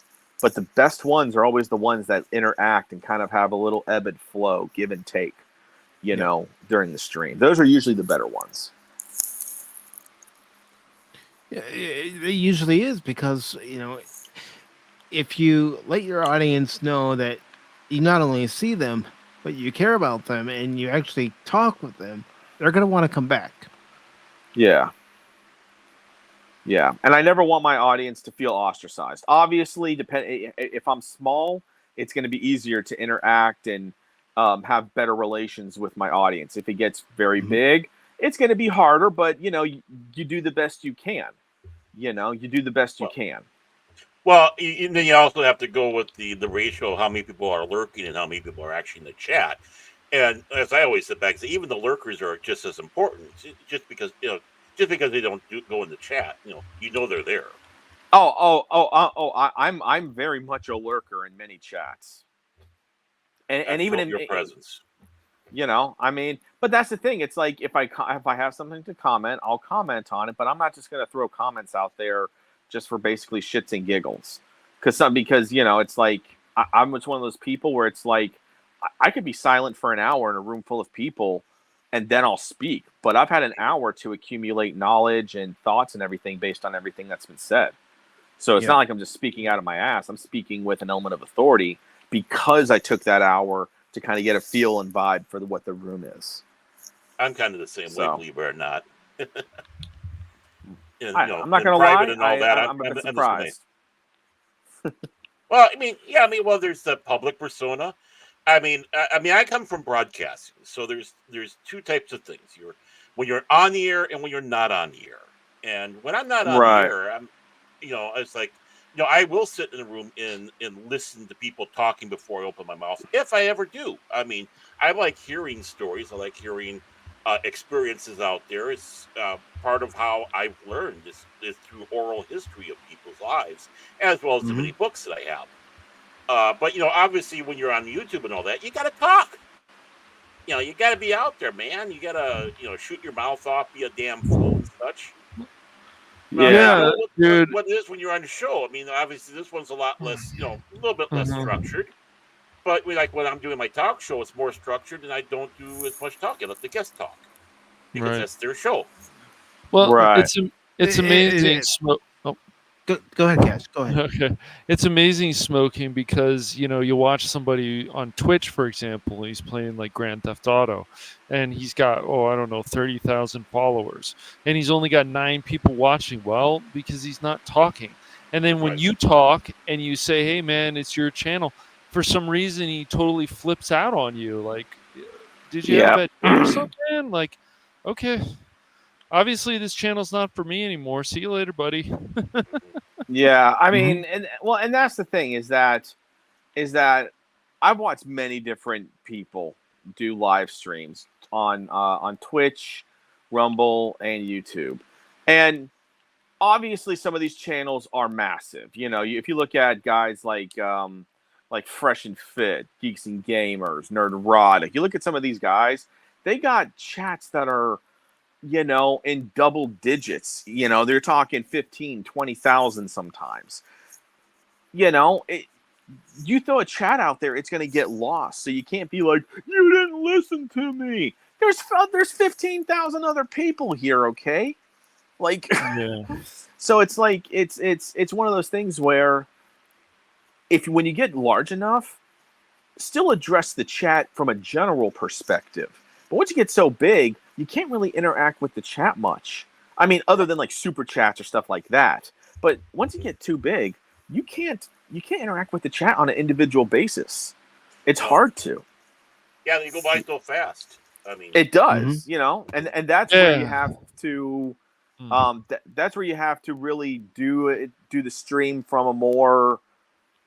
You're not so much worried about the chat because it's too big as it is to address individually. So you got to more worry about your performance or show. Yeah, you can't worry if somebody ignores your comments or doesn't feature your comments or whatever. It's fine. It's just what gets weird is when you're in the chat, you can tell the place is awkward, and then you're like, I don't know if I want to come back here. I just don't feel these conversations and people just ignore you. They don't do it on purpose, but it's like, this is not the best environment. That's okay. Well, and that's the thing. People love to get butthurt at the same time. It's like, look, it's like because somebody actually did this. So I like to watch Fresh and Fit. I find it just so entertaining. It ain't everyone's cup of tea. But somebody sent in a super chat one time saying, hey, I've been talking all night here in chat and nobody's even acknowledged I'm here or whatnot. And then if you look at between Rumble and YouTube, they had like 1,000 people watching the stream. That's a lot of people. And so literally, like, Fresh said, well, what the hell do you want us to do? We can't just isolate you alone. Like you said, a super chat ain't great, but no. Okay, sorry your butt hurt, but there's 21,000 other people here. What do you want us to do? Mm-hmm. Like, we can't just address every single person individually. We'd be here all night. Mm-hmm. And I want to speak from my own experience doing live streams. If I miss your comment and I don't catch it until after the stream's ended, that's on me. That's my screw up because I didn't see it. It's not because I was ignoring you. It's because I didn't see it. Mm-hmm. Right. Well, when one gets into pontificating about something, you're kind of focusing on what you're talking about and not the chat, and the thing rolls up and you don't see it. I mean, it happens. It's not, it's kind of hard sometimes when you're focusing on what you're talking about and then looking at the chat at the same time. That can throw you off, and you don't want to be thrown off. And unfortunately, sometimes things get missed. Mm-hmm. Yeah. And I have the problem because I'm just so used to being radio that you just get in front of a microphone and you start talking, and in some ways the chat is I gotta start learning. Well, the chat is the people who are calling in now. It's like it's not a phone. It's like you look at the chat and those are the people calling, and I have to get my mindset into that. That's my problem. So. Yeah, I mean, well, and honestly, somebody who does this very well, who I've learned is, like, if you look at, like, again, Jeremy Geeks and Gamers, love or hate him, but whenever he does Cobra Cast, he'll have 2,100 between 2,000 and 3,000 people sometimes there. That's still a lot of people. Mm-hmm. And what he does is that he'll talk about whatever it could be. He'll talk about whatever political thing in that moment that he's talking about. And then what he'll do is that once he's done talking with it, he goes to the chat for a bit. He sees what's in the chat and whatnot. He'll answer super chats. He'll interact with the chat for a bit. Then he'll go on to the next topic. So it's like he's not ignoring the chat, but he wants to get these topics covered and then kind of just see where the chat takes it. Yeah. I mean, there was one time what did he do? He went to a freaking gas station. Like, his internet went down, so he had to do it from his phone. So he's like, so wait, so I'm actually kind of getting a little thirsty. I want to go to the gas station, but I don't want to do the live stream. And the chat was like, dude, gas station, be on stream, gas station. He's like, you guys really want? He went to a freaking gas station, realized he forgot his wallet, went back home, grabbed his wallet, went back to all during this live stream of Cobra Cast. It was wild. But that's the chat wanted this to happen, and the chat loved it, and Jeremy still had a blast. Well, so go on. No, go ahead. Well, I was going to say, it was back in the days of when Letterman was good on NBC, and sometimes you have something that was just right out of the ordinary, and that's what helps made things. It's like, we're not doing this all the time, but hey, we did it this time, and it was a hit, and maybe we'll do it again some other time. But look at all the skits that Letterman had that were funny, man. Know your cuts of meat, know your championship bowlers. Those things were hilarious, dude. Or throwing the stuffed coyote off the top of the building to see it fall, like in the Warner Bros. Yeah, I mean, he had a lot of funny stuff. Yeah. And real quick, I do want to say hello to Jet Sparks. Good to see you, Jet Sparks. He says, if people engage in my chat, I'll be more lively. He also adds, it's just good to try and play off somebody, Yeah. And he also says, large chats get lost in the ether chats with at least 10 to 20 people is more manageable when it comes to talking to everybody. Yeah, because we've all been to those channels where the chat's just flying by, Neurotic or Friday Night Tides, Doomcock, for example. Yep. Well, when they do speed runs, like Dark Souls 3 speed runs, it's just crazy the things people are saying in there. Even political stuff. I remember a few years back on Twitch, the speed runners is one of the ways that you can get partnered quick. But once again, it's just like the formula for that is just crazy. But there's just all this chat, and the guy's not paying, of course, because he's doing the speed running. But it's just crazy. You're like, man. Has anybody seen the Padawan? I haven't seen the Padawan. I was just going to ask. I don't want to be. If you're out there, let us know. Hit a 1 for yes, 2 for no. Yeah, we'll try to see it in the chat. But it's fine. The whole thing is, and like when you're not doing commentary, it's just funny what certain people on YouTube do. Like they'll do CPU versus CPU. Well, that's not very exciting, dude. So why don't you add some kind of commentary? And then if you don't, it's like this is just cheesy, man. There's a lot of people on YouTube that do a lot of cheesy content that they don't need to, but it's their channel. So. I mean, if you do a CPU versus CPU and it was doing it for comedy and you're doing the play-by-play like yeah, that, like, of course. even not much. That would be funny and fun to watch. It would be fun, yes. But I don't want to watch a CPU. No. And it's like, why are we watching this? Yeah, what I'm also finding out, even in this community smoking, that there's some people that just have cheesy content with gaming. The one thing I always say about Mike and the Baron and other people in the community, they're gonna take their pain. But these other fools, well, I'm gonna call them fools, they won't take their pain. They need to learn about their pain smoking in games. That's right. I mean, you mean you don't want them to call a certain number? No. 1-800-555-noob. That's 1-800-555-noob. If you or someone you know plays the game on easy mode, especially when you get to the fight against Trilla and Jedi Fallen Order, and you die so many times, where you did switch it to easy mode and you felt shame, so you wasn't knew it? you had... It was Fallen Order, yeah, right, yeah. Mm-hmm. Yes, it was Fallen Order. Shame. You felt shame, so you knew you had to go back and play the game and stay on Jedi Knight to beat it. Yeah, right. Mm-hmm. Yep. Don't let your friends play on easy mode. Nope. And guys, don't play on easy mode, okay? Because guess what? I stopped playing on easy mode. Now I have a Rumble channel. You see the possibilities that can happen when you get off easy mode and play on normal at least. And remember, folks, also, out there, easy rhymes with sleazy. So also, that's right. And also, if you're somebody like Mike's friend, I don't want to say his name on stream, and he's playing a certain game called XCOM, don't think you can just not hide when you're trying to kill those aliens in the game, man. I see you. Are you picking on Coach again? Ooh, shots are fired here. Coach has never played XCOM. I know, but he plays easy mode though. I've never finished the first XCOM, even though I own it. I finished the second one, but I've never finished the first one. I need to.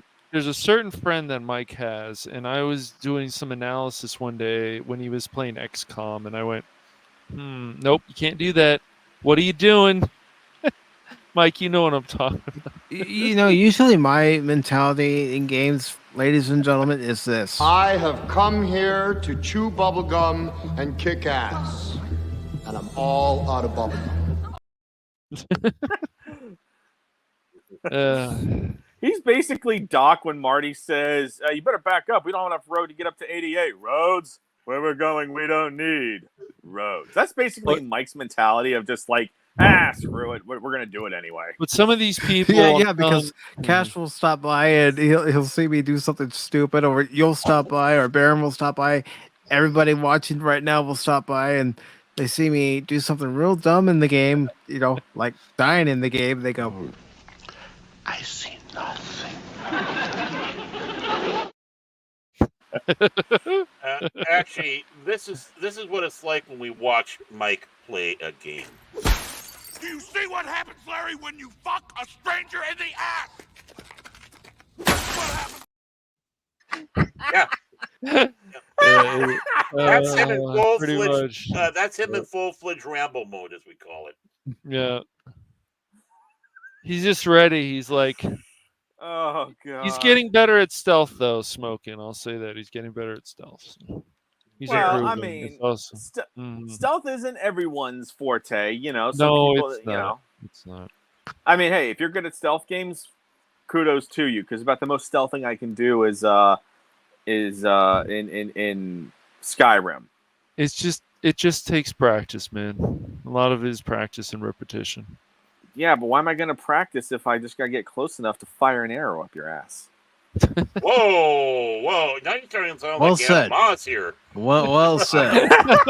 I want to shoot my arrow up your ass. An arrow. Have you seen my wand? Hello.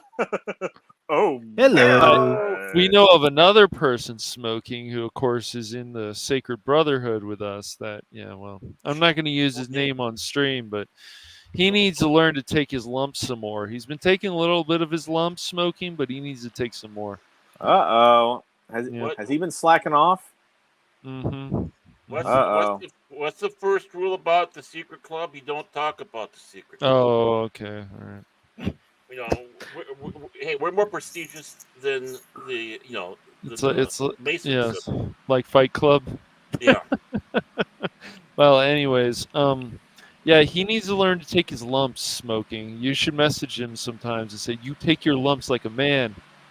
Stop being a little boy." You take your lumps, young man. Just put it in group chat. Hashtag take your lumps. That's right. Take there your we lumps. go. Man. Take your lumps. That's our new hashtag. Gosh. Take your lumps. Would you like one lump or two? Sure. Oh, and then he loves to say, "I'm doing this for you." No, you do this for yourself, man, not for us. Do this for yourself. Mm-hmm. Yeah. I like what Adam Wannabe says here. That's right. People throw their controllers and they're not even playing. They're just watching Pacific. He's right. I mean, I saw this. It was this video compilation of, it was like dads with their little boys, and the dads would be playing, and they'd be playing usually like Call of Duty. And then the dad would get pissed off because he won, or it was like a cheap shot. So he would throw his controller. And the son who had a controller, he's only like 1.5, 2 years old. He takes his controller, takes over his head, and throws it along with his dad. I'm thinking, you're raising that boy right there. You're raising that boy right. Oh, good stuff. Yep. So. But I don't know. I don't know if you got any more topics, Mike, or you want to start wrapping up. Don't know exactly. No, I was thinking we can go ahead and start wrapping up here. We've been going for almost 3 hours, so. Yep. Wow. So 3 hours later. Is there early. anything else you'd like to talk about when it comes to your channels, or something that you have coming up? I mean, we know your birthday stream's coming up. And that is a big deal. And as soon as I find out from Patriot what time that's going to be, I will let you all know. Yeah, I'll definitely put that out. So I still got to record the video for Rumble, make sure it looks good, and if it looks good, it will go immediately up. So by tonight, my first video on Rumble will be up. Birthday stream, I'll put it in. I'll get that set up here in the next 24 hours. And then I will send an invite in the Discord chat. And then with my Rumble stream, just everybody just follow. Okay, just follow. And give it and give it time. Because I typically don't talk about the stuff I'm going to talk about in Rumble. I typically don't talk about it a whole lot. So it's going to be really a way to really kind of open up the pores, so to speak, and it's going to be some birthing pains. It's going to be some work that's going to have to happen, but just get on early because I'm a big fan of loyalty. Mike's been with me through a lot of stuff, and whatnot, and to me, loyalty is a big deal. So get on early, because if this thing takes off, I want to be able to a year or 2, 3 down the road, be like, hey, this person, man, you were with me from the very beginning. You stuck through. Even when my videos were crap, you were there with me right through it, giving me good criticism, good ideas. You rock, man.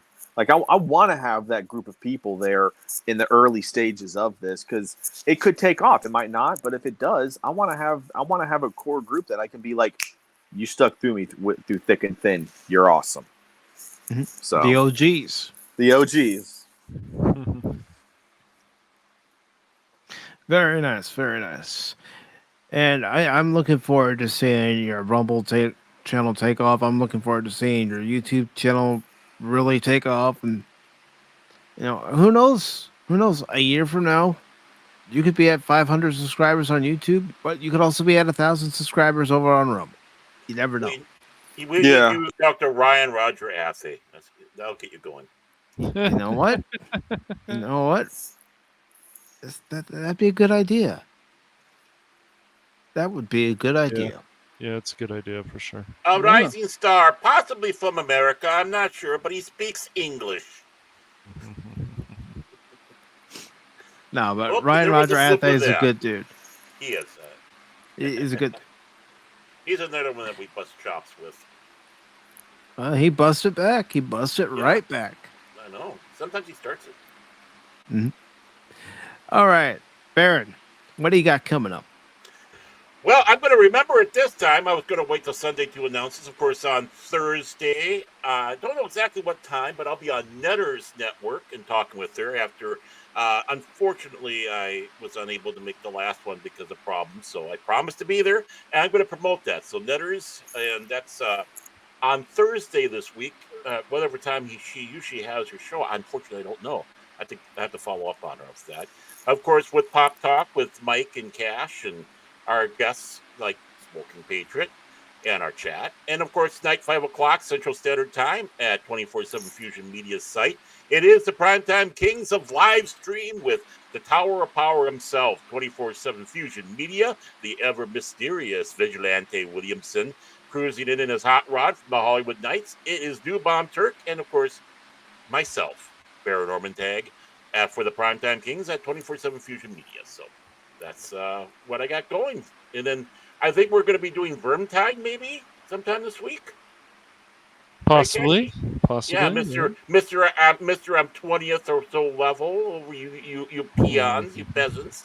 And of course we go, well, what do we do now, Cash? Oh, I don't know. We'll see what happens. Cash, we're following your lead. What do we do? Come on, you're 20th level. I mean, we're all good. We've found out the areas, so it's all good. You're supposed to be the veteran of this group. Where do we go? We're fine. We know where to go. We're good. Lead the way, fearless leader. Yeah, Mr. Elf. Yes. Mr. Female Elf. She's an awesome elf, though. Yeah. But what's coming up on the Phantom Hooligans? The Hooligans? Hooligans. Mike Boy. Yes, the Hooligans. There'll be some surprises. There'll be another game. I haven't decided if I'm going to play Bolt Gun again. I had some fun with it, but which was fantastic. I'm glad.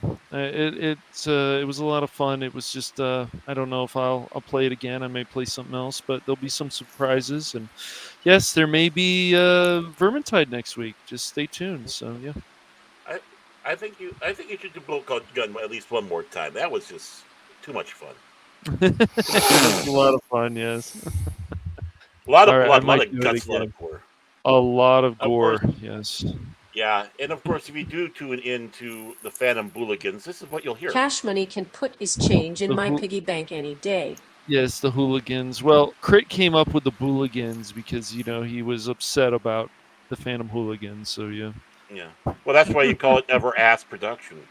That's right, I do. But yeah, there'll be some excitement coming up. If I decide to do, I don't know, maybe one of these movie reviews, we'll do a discussion, and I'll make sure you're on there, Baron and Mike and some other people. So. Very nice, very nice. Yeah. Now, as far as PACIFIC414 is concerned, I will be streaming part 2 of the gameplay for Rise of the Tomb Raider at 7:30 p.m. tonight. That's Eastern Time on YouTube and Rumble. And also Kick. I will also come back on Tuesday with more Rise of the Tomb Raider on all 3 channels.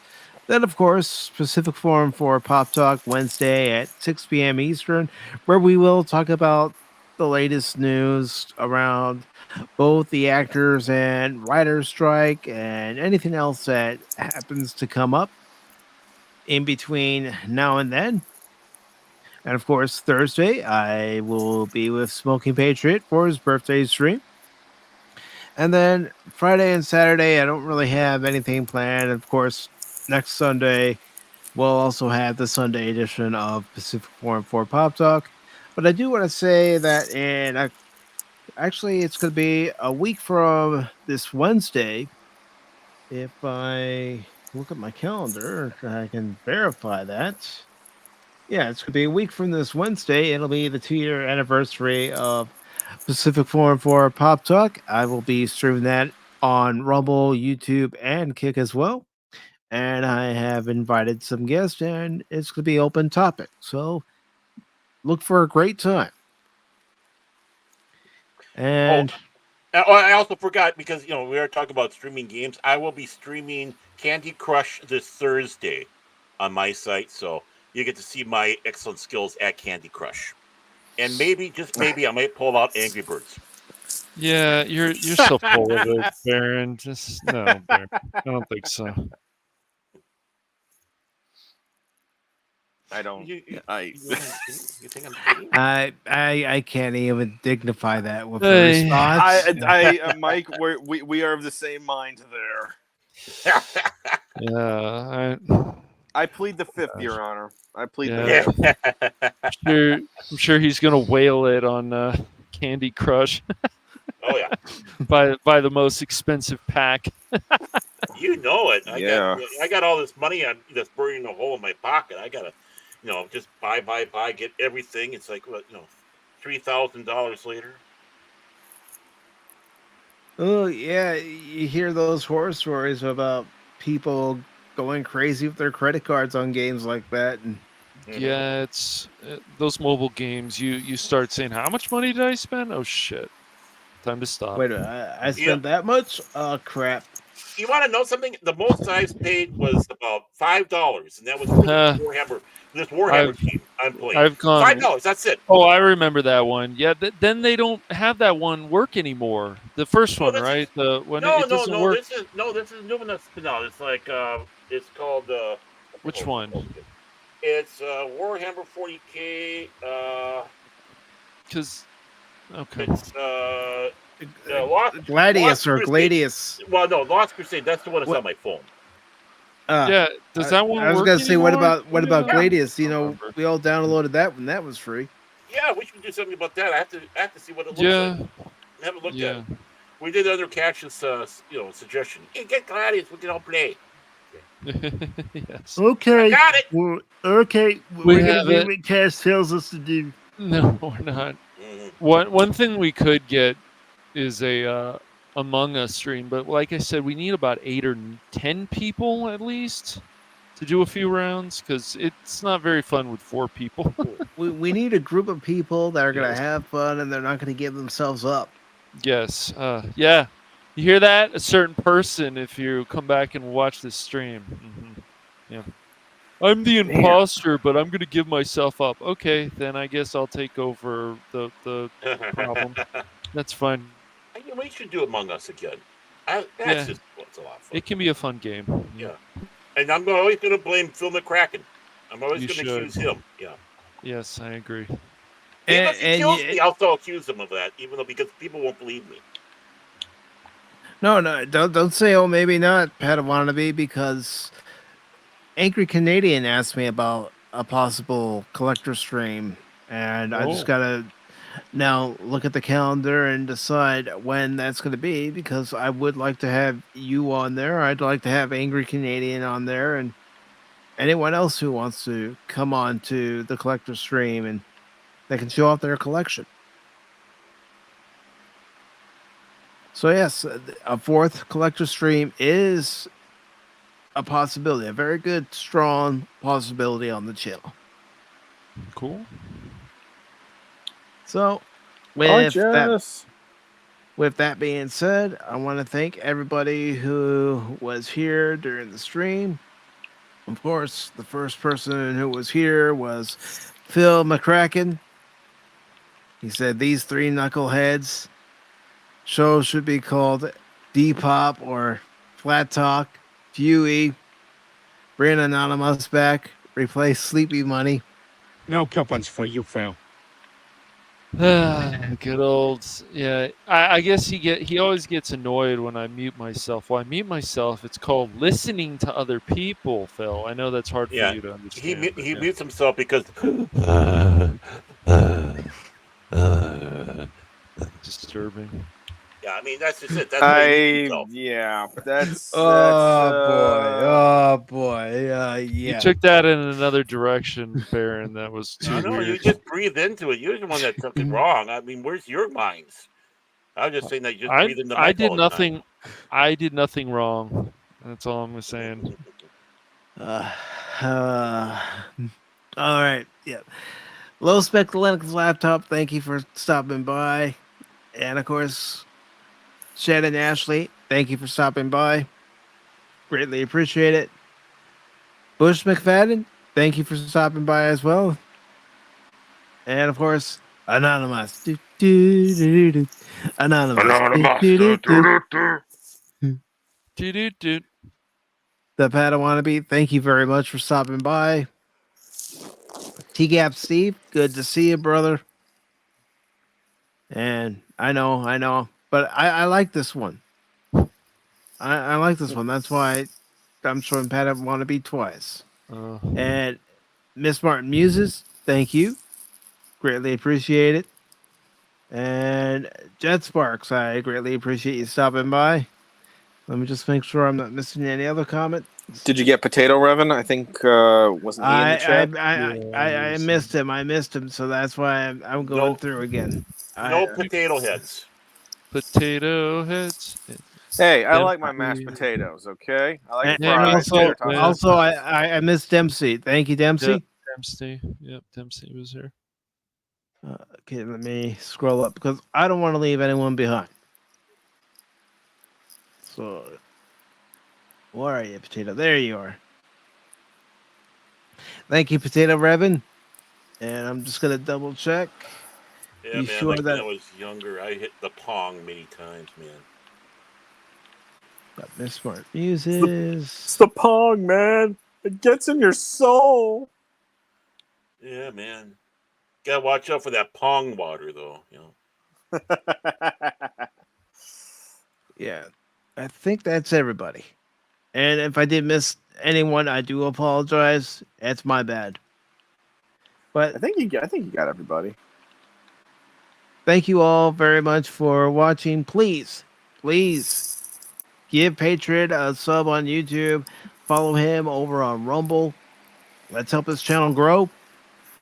And until later tonight, this has been Mike, Baron, Cash, and the Smoking Patriot for PACIFIC414 Pop Talk, saying thank you for watching, listening, and lurking.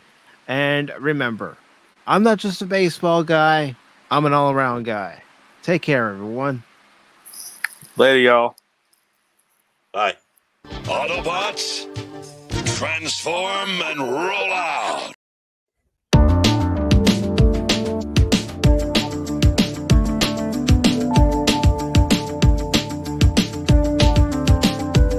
Cash was sleeping, just say hi, no goodbye.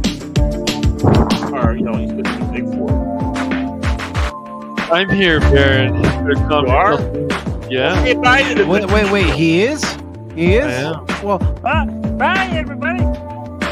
Bye-bye. I know you are, but what's the matter?